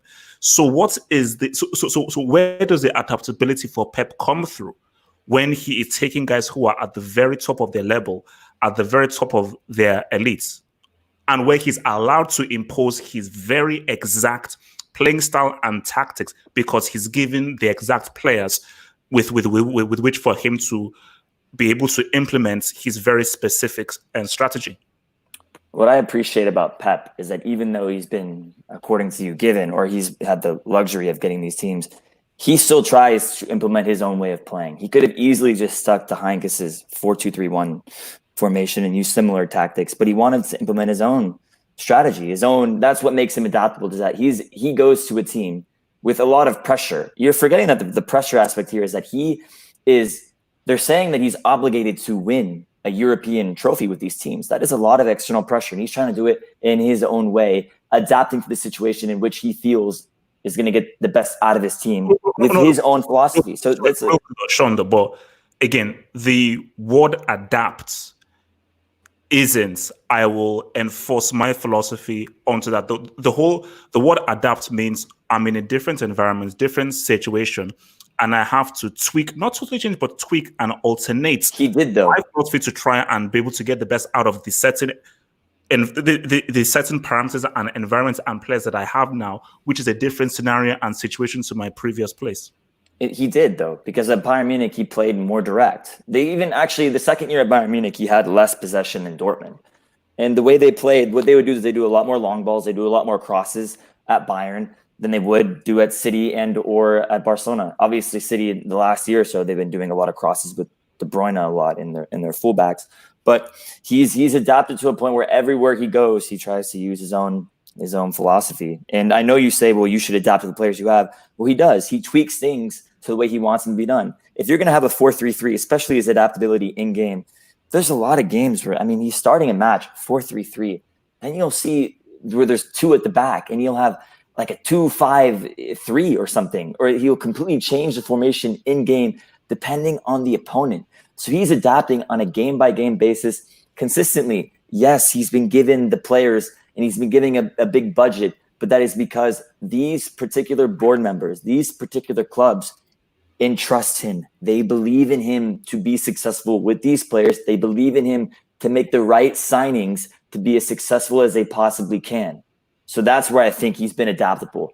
You can say Mourinho has had to be more adaptable in the sense that he's coming to a team that's completely need to be restructured, but that's also due in large part to the fact that he is not given the luxury of having these big teams anymore because of the fallouts he's had in the past. And that's an issue with him. For as great as Mourinho is, his ego and narcissistic attitude has had a negative impact on his image and reputation over time, which is not allowing him to get these clubs to be in a position where he has more resources. So then it's giving his fan base more of an excuse. Not UTBF, maybe not UHH, but in general, a lot of the people give Mourinho excuses based on what he has relative to Pep. But in reality, it's because Mourinho's inability to adapt over time with clubs and the modern way is why he's given teams that don't have the resources that Pep has. So taking everything into account, Pep has had to adapt only to the situation he's been into. He's been granted opportunities because of how he's performed and how he acts and his reputation. So you can't just say he's not as adaptable when they're in completely different situations. But I think he is a very adaptable manager, especially with in-game formations and on a week-to-week basis. I think Pep is one of the most adaptable, versatile managers there is. Just because his philosophy is possession-based does not mean he's not adapting to the league and or teams he's facing in on a weekly basis. I think that's a false claim, and I think that has to be addressed. So, yeah. Okay, so let me just take a few super chats before we go to the next one. So from David Cote says, Mo gave Chelsea their first title win in 50 years. That is true. That is true. Exactly. From Walker, thank you for super chat. Walker says, wasn't it extremely arrogant for Pep to change Bayern's winning style for his own? Bayern were better in 2013 than they were under Pep, in my opinion. And I think maybe Sean sort of touched upon it, and the thing though is that if I do get what you're saying, Walker, but see, as a manager, for you want to be like, look, you hired me, and if you hired me for a specific reason. So I actually, basically for me, my only beef with Pep with Bayern is like, okay, I want you to win them. My beef with Pep and Bayern isn't that he imposed his style. No, I want you to. Because what's the point in copying someone else's style? No, implement your own style, because the whole point of you being hired is that they're hiring you for your brain. And whether you're an artist or whatsoever, you can't betray your identity and copy someone else's identity. But the issue was that once you now impose your identity, you must better win. So you must now win. So the next one here is player improvements. Player improvements. How many players have each of these managers been able to improve? How many players have they been able to take? And how many examples can you say, no, it's because of this manager that this player is like this and playing at this level? If not for what this manager was able to do, i.e. change his position, give him some instructions, he wouldn't reach the kind of level that he was on. TBF, 2 minutes starts now. Yeah. So I think for both parties, it would seem like Pep has the bigger impact on players. I mean, in terms of player improvement, Pep has done the most. I would say, Jose Mourinho, because when he was at Porto, like I said, he picked up. So this is just an example. He picked up a player called Manish, who was a Portuguese player, and who was like barely fallen out. I think he was even playing for the B team until Mourinho had shown up there. And after he picked up Porto, guess what? He literally took Manish with him to Chelsea as well. And also, if you talk about players like Ricardo Carvalho, they have literally players like Ricardo Carvalho or Frank Lampard or Didier Drogba. I think they can owe their damn career to Mourinho, and they've had their prime years under Mourinho. I think there's a book called Jose Mourinho, The Art of Winning. In that, a lot of people say, and even what people say is, when Mourinho came to Chelsea, he told Frank Lampard, look, you're the biggest player in the world. And you know what the funny thing is? Even you don't know about that. It's just that I think in one of the years, I think it was in 2005 or 2006 perhaps, 2005 I think, Frank Lampard finishes as the runner-up in the Ballon d'Or. Had he won the Champions League that year, probably it would have been Frank Lampard for the Ballon d'Or. We never know. It's just like that. I mean, that's how football is. And also, when it comes to positive impact as well, you can see the Inter Milan team, Diego Milito, Cambiaso, Zanetti. You can name so many players who can just owe their freaking careers to Mourinho. And also, people talk about Cristiano Ronaldo falling off with Jose Mourinho, but a very unpopular opinion that he's actually scored the most goals under Mourinho, because 2010-11 57 goals, 2011-12 61 goals, 2012-13 53 goals. Cristiano Ronaldo he's enjoyed his whole peak, and it's not like the whole it's not like the whole fallen out situation, because we've seen people in the players in the past, they don't get to reach their fullest potential because they don't have the right man coaching them. But because like Cristiano Ronaldo, someone as big as him, he had Jose Mourinho, and also has, I think, in my opinion, if you keep the trophy part aside, if you look at him from an individual standpoint, then yes, he has enjoyed the bigger career. Even Diego Costa in his in post Chelsea career, I think in the post Madrid career, he was like the top scorer in one of the Premier League winning seasons. So yeah, of course, definitely that Mourinho has had the player improvement to a larger scale as well. And if you even think about it, the only failure again I highlight is United, because he has underutilized a certain number of talents there. Is what I feel, and Tottenham is still, in my opinion, undiscovered, since their team is currently a lot of people are injured, and I think it's still a box that we still need to open and discover into that. So yeah, I think in my opinion, Jose Mourinho has had significant impact on a few set of players that go into the Hall of Fame categories. Okay, Sean. Yeah, I agree that Mourinho has had, I don't think he's had the same impact as Pep. I think Pep has improved players to a higher degree. He brought, Piqué obviously was at his peak under Pep. Busquets at his peak under Pep. He promoted Busquets. He moved Messi to a false nine, where he scored 91 goals in a calendar year with 30-something assists. So if Cristiano obviously was great under Mourinho, Messi at his peak goal-scoring wise under Pep. And Pedro, what has Pedro done without Pep? Pedro was an amazing player for Pep, as well as David Villa. And then as well as obviously Xavi Iniesta with Pep. It was just a team that was greatly improved because of Pep in their prime. And then if you go to Bayern Munich, I think he improved Philipp Lahm a little bit. He gave him more exposure to a defensive mid role, also brought him back to fullback. So he's given Lahm more exposure to different positions. Boateng was probably the best center back in the world at the time when Pep got him, the year in 2014, 2015.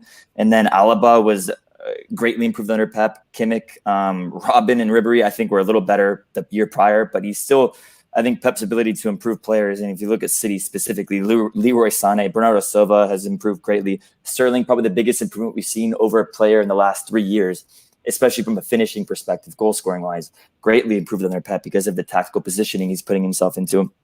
Fernandinho actually improved under Pep as well. He's had to, I think Walker played a lot better for Man City than he did for Tottenham. I think a lot of that is down to Pep and how he plays him. I think Phil Foden has greatly improved because of Pep. Even Eric Garcia has done a lot better under Pep as well. I think both have had a profound impact on players, but I think there's just more examples of players greatly improving under Pep. And people will always highlight, great teams. Well, he's making them even better. He's making each individual player better. KDB has peak years under Pep. There's no coincidence that every place Pep goes to, the players are quote unquote at their peak. They're not just at their peak because of their age. They're at their peak because Pep is getting the best out of them. It's not a coincidence every time. You can't just say everywhere Pep goes, he gets great players and that's why they're great. No, Pep is actually improving these players to a level that they haven't been to in the past. And then that's highlighted everywhere he's gone. Despite losing in the knockout stages of the UCL, because that happens, he has improved every player. look at Gabriel Jesus. I think Leroy Sané was one of the most improved players, especially where he came from. Obviously, he was great prior, but he was put on a larger platform. Same with Bernardo Silva. I think what his ability to do with these types of players and improve them, I think it's undisputable. Although Mourinho's been amazing at it as well. They're both great at it, but I think Pep is better at it. So, okay, let me just bring in this whole thing. So, from Bielsa Clumps, who says, would Mo have won a CL with Pep City squad? Hard to know. But I think if he kept that the defense, I don't think so. Now, if he had gotten better defenders, maybe. But if it was just the same exact team and squad, I don't think they would have, because the defenders are too trash. So for TBF, in terms of player improvement, now people will say that for Mourinho, how many players has he truly improved compared to the amount of players that he's actually perhaps declined? You've seen that maybe he may have, Martial was doing so well under Van Gaal. He now saw perhaps a decline. You now saw how your guy Pogba was having issues with him. And you now saw how Martial is now flourishing under a Solskjaer and so forth. And many people have said that for Mourinho, he's a winning now manager. He's not really a coach. He doesn't really know how to really coach players. It's all about getting the results. And because he's a short-termist and because he's not really a good man-to-man manager, how can you now then say he's great at improving players if all he's focused on is getting the results for the team rather than coaching the players to become better, like Pep does? Because Pep, look what he did for Sterling, for De Bruyne. He's about teaching players certain things, and people would even go out and say that Pep played the game. Mo never played the game, and Pep can draw from his own experience as a player to improve players. So to that, you say what? Okay, so you just said that people talk about Mourinho as a guy who extracts results for the sake of it. I'd like to highlight a really amazing point that Mourinho makes at these kind of claims. So, and I 200% agree with that thing anyway. But what he does say is, when your club is at the top, you can think about philosophy. You can think about winning it their way. You can think about winning it, the way that the fans want you to. That's where the philosophy comes into. Because now you're at the top and you're undisputable. You can do whatever you want now. But he also highlights his Chelsea and Man United career, and he talks about, but when you're not at the top, the most important thing is not philosophy. The most important thing is now strategy. Strategy is the most important thing there. When you're at the top, you think about the philosophy, but when you know that you cannot win it you cannot get results from a 2016-17 Man United playing like a 2010-11 Man United under Sir Alex Ferguson. I mean, the fans will be frustrated with it, but it's just it. That's what it is. And I don't think that Mourinho is he might come off as a result extractor or whatnot, but I think that this is he comes off as a defensive manager as well. I think his tactical periodization is what actually people don't get, because he's too specific, when it comes to very minute details. And people talk about him not being a good coach. That's not at all true, because so there was a story when he was at I think it was at Chelsea, and one day he left a practice session in frustration because a ball was not passed properly. And he focuses on very minute things as well. On the manager, I feel he's a very high IQ, and even as a coach, because of how specific he is, because of how well he focuses on each and every detail, it doesn't make him a bad coach at all. I think that people are just missing out on him being a good coach. I think his managerial skills kind of outweigh the latter, is what I feel. Okay, so for Sean, now we now talk about player improvements. Before Pep came to Barcelona, Messi was already seen as the next big thing. Hence why he was already in that Rijkaard team. So he was already the talented player. Now, of course, he helped to improve and take Messi to a high level. But Messi was already given this God-given talent. So any manager that would have come in would have already just taken him to the next level because he was just a talent in and of himself. But let's just compare the two managers right now. So when Mourinho had Ozil, it was agreed that Ozil was the best playmaker in the world under Mourinho with Ozil at Real Madrid. Cristiano, who many people consider one of the greatest goal-scoring phenoms ever, it was Mourinho that turned him into the winger, dribbling, attacking weapon that Fergie used him as and made him a sniper finishing machine under Real Madrid. So isn't that an argument of Mourinho for what did he do for Ozil, making him the best playmaker in the world, and also what is Ozil now? Ozil without Mourinho right now is complete and utter trash at Arsenal.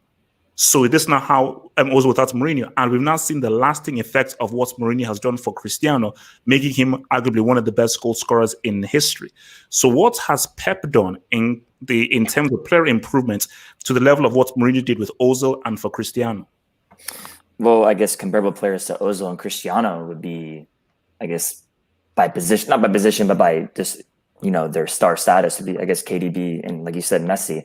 I disagree with that. You think any manager would get the best out of Messi. I don't think that's the case. I think Pep put him in a role that was perfect for him. That's why he was getting those kind of results. But KDB plays a lot better under Pep. And you can say, well, Ozil has declined, obviously, in recent years. But is that really all down to just because Mourinho wasn't there?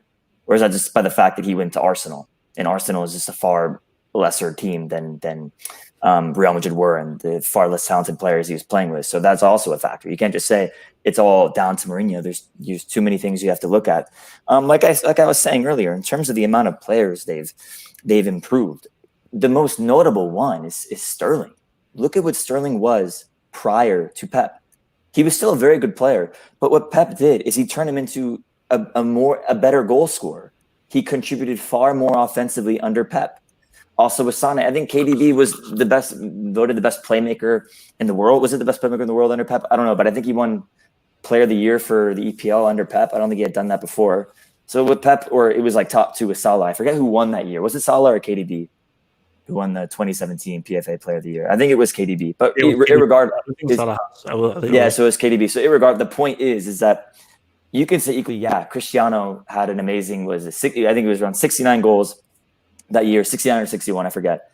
And then Ozil was obviously revered as the best playmaker in the world at the time. Well, you can equally say that Sterling's the most improved player. Sane has improved crazily. David Silva under Pep was fantastic. Fernandinho became one of the best defensive mids in the entire world under Pep.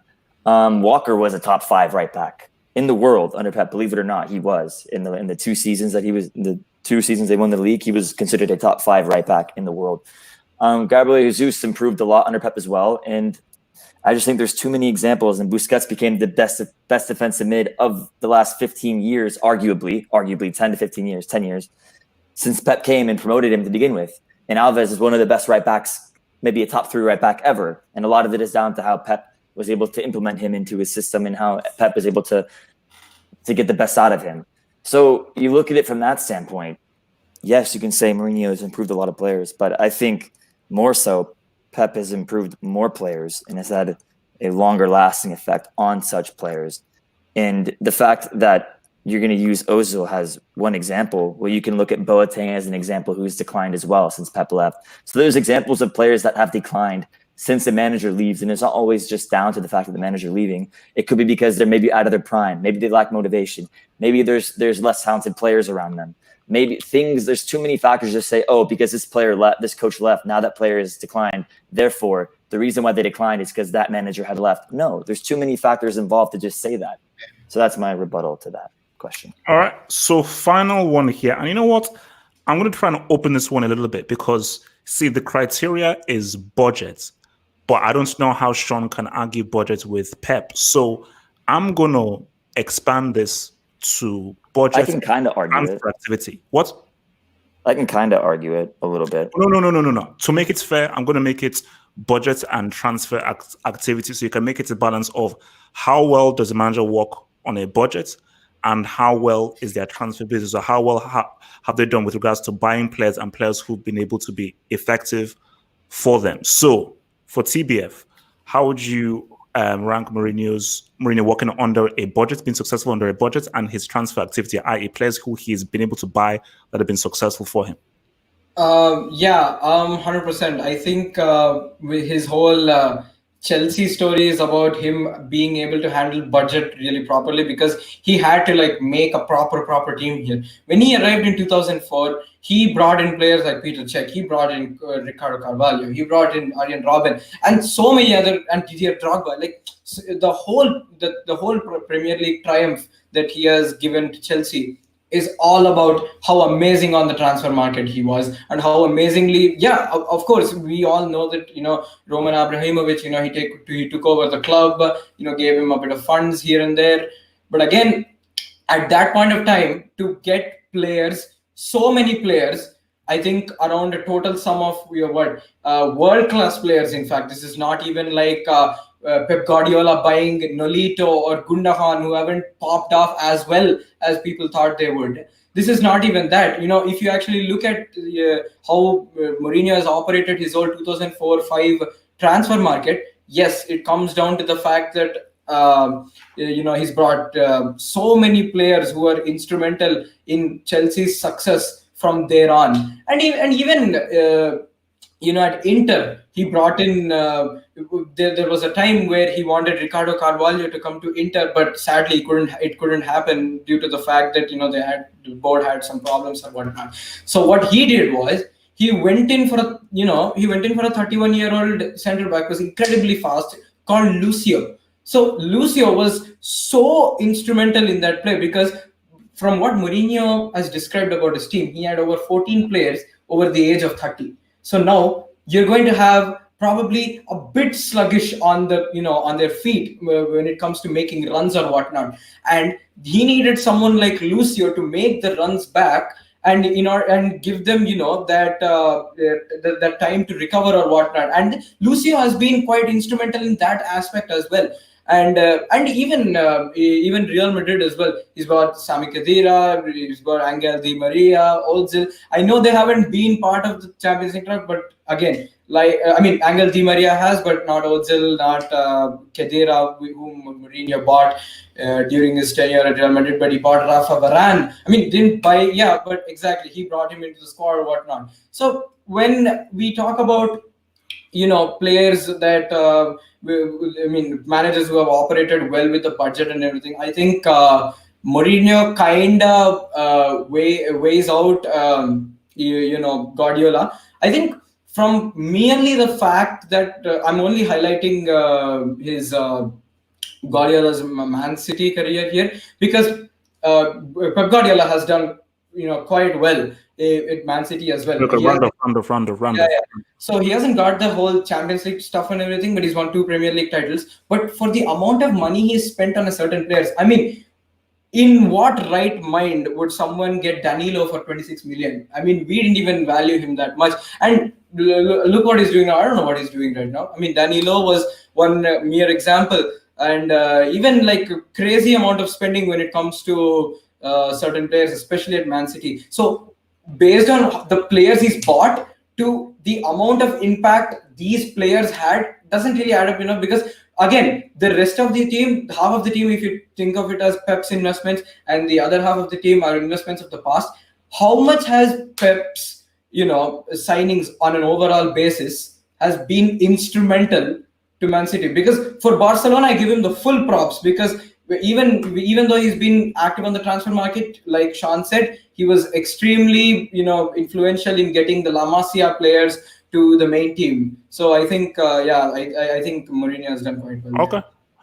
Let me just hit a super chat from Bietza Klumps. Says Mo, Maicon or Peps Alves, who improved the most? Okay, yeah, obviously Alves, but what? Yeah. It's a clear-cut question. It's a clear-cut answer. All right, Maicon, Sean. Yeah, so I understand Pep has spent more because a lot of the clubs have more funding that he's been to. But if you look at the totality of their careers, Mourinho spent 1.5 billion euros and Pep has spent 1.02 billion euros. But that's because Pep has managed 7 less seasons. But I also think a lot of Pep's signings are overpriced for one simple reason. You're not taking into account inflation. The amount of spending, John Stones wasn't worth as much as he was. Danilo wasn't worth as much as sorry, I have some dogs in the house. But those players that he was buying were not necessarily, the prices weren't a true reflection of their actual quality. So I think the amount Pep has spent has been blown out of proportion because that's the inflation of the economy speaking. A lot of those players aren't worth it. If you were to put Van Dijk on the market, he'd be worth more than City's entire back line right now. So you have to look at it that way too.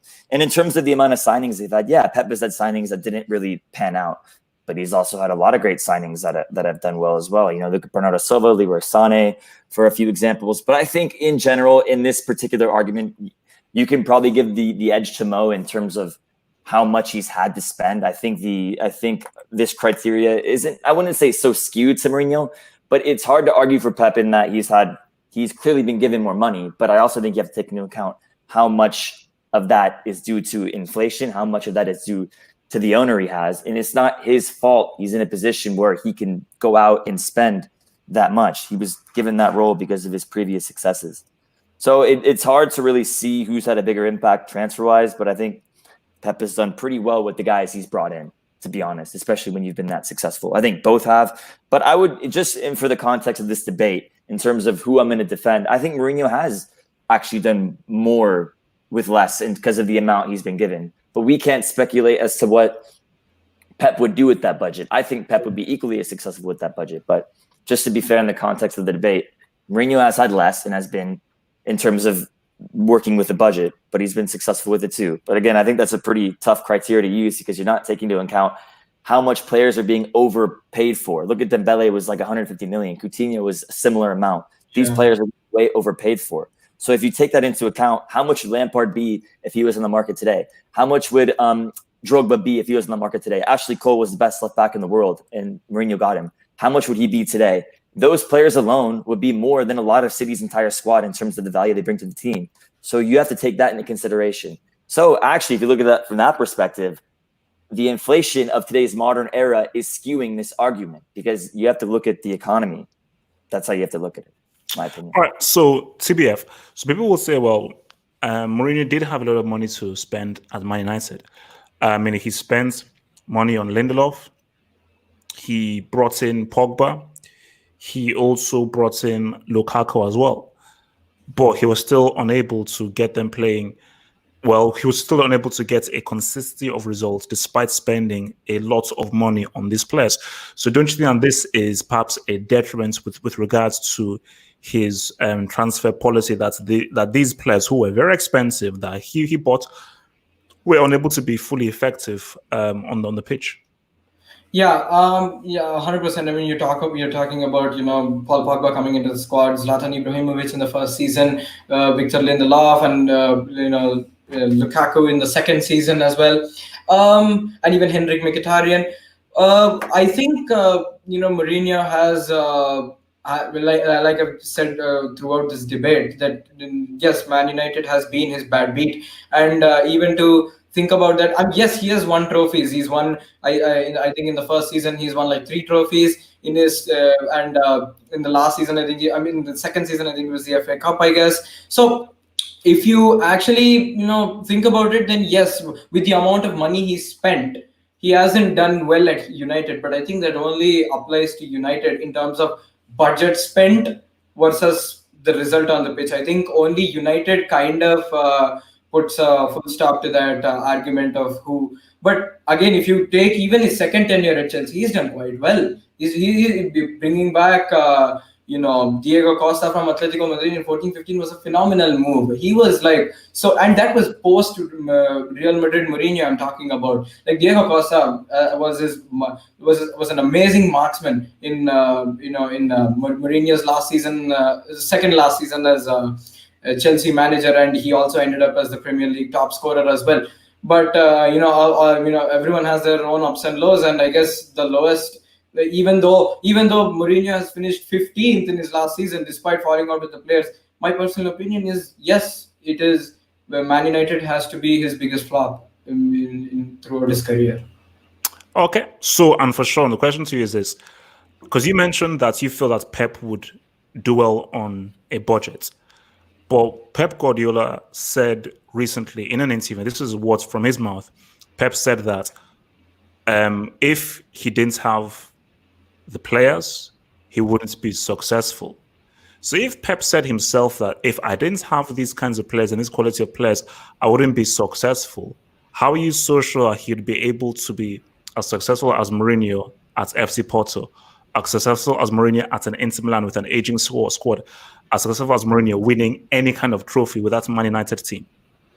Well, I think his football IQ is so incredibly high. I think he would be able to adapt to a budget and to the players he has. I think he just would. I mean, at Barcelona B, he was in a league where he won with players that were not nearly as good as the competition. They were all in their early 20s, and he was going against well-established teams, albeit third or second division, but it was all proportional because the opponents he was going against were better than his, and he still won the league his first season. In dramatic fashion as well. It's kind of dominant for what he did. So he's managed clubs at a professional level, albeit it was a second division team or third division team at the time, Tercera division, but it was still a team with no budget. It was just youth players, and that's why he got the role in the first place at Barcelona. So that's why I think he'll be successful at other clubs. As for Pep's comment to the media, in regards to the media, he also said to the media that he destroyed football. So which side are you taking? So if you look at what Pep said, he's being gracious to his players. Every manager should be gracious and give affirmation and confirmation to the players he's played with because they're the ones on the pitch doing all the work. If Pep didn't say that, he'd be like, wow, Pep, you're just extremely arrogant. So you would say he's extremely arrogant if he didn't say that, if he said it was all me. And now you're saying, well, I guess Pep's admitting he's not good with the budget because he said that. So you can flip it any way you want to suit your own narrative. But in reality, he's just giving credit to his players. He is. And he's saying that, I think, just graciously. I think people that have watched Pep throughout their careers and have worked with Pep throughout their careers know that he can manage a variety of teams and squads because he's had to get into the position he is in today. But yeah, so the question is a little, I wouldn't say it's loaded, but it's just I feel like you're just highlighting. You're saying that Pep is like saying that I couldn't do it without these players. Well, no manager can't do anything without the players they have. So as much as I'm the opponent in this thing, the fact that you can ask if could Guardiola do with less quality or what, I think it's so much based, and it's so much open to interpretation, all in that one. I don't think you can answer that question very quickly unless you can see a livid example of him actually doing that. So yeah, I mean, if you interpret it, then probably you have your own story to back it up. Perhaps we don't know.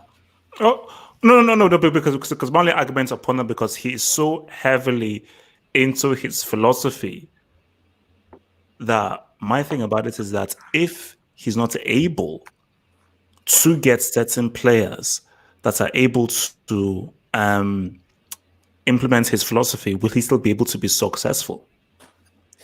That's my thing. I mean, yeah, I know it's hard. It's hard to. It's all speculation, but I mean, I'm also reading the live chat too, just because I'm just curious. I couldn't help myself, but some of them are saying like they think I know more than what Pep says. If you guys are going to take what players and coaches and say to the media at face value, then you're deluding yourself. A lot of the times they tell you what you want to hear, and this goes for a variety of sports. You can't just take everything they say at face value. So I think Pep was being gracious to his players, but he's also not giving credit to himself to come off as somebody that is selfless, which I think is a pretty smart reputation move. But in reality, I think that he truly believes he is the main reason. Otherwise, he wouldn't be the guy to take out Zlatan. He wouldn't be the guy to take out Ronaldinho. He wouldn't have this bravado to the point where he can take out big players and names if he didn't truly believe in himself and didn't give himself most of the credit. But yeah, that's my take on that. Well, guys, that is the end of the debate, man. I thought this was a very good debate. I thought both Sean and CBF did really well, and then they brought in their points. And look, man, have your say on who you felt came forth with the better arguments and so forth. But I just thought, it was. Remember, this is the first time TBF is being in this arena. He was confident and everything. So we will let the streets decide. Look, I still believe Mourinho is the better manager than Pep, and nobody will convince you otherwise. So you lose on bricks in the live chat. Can't screw yourselves, man.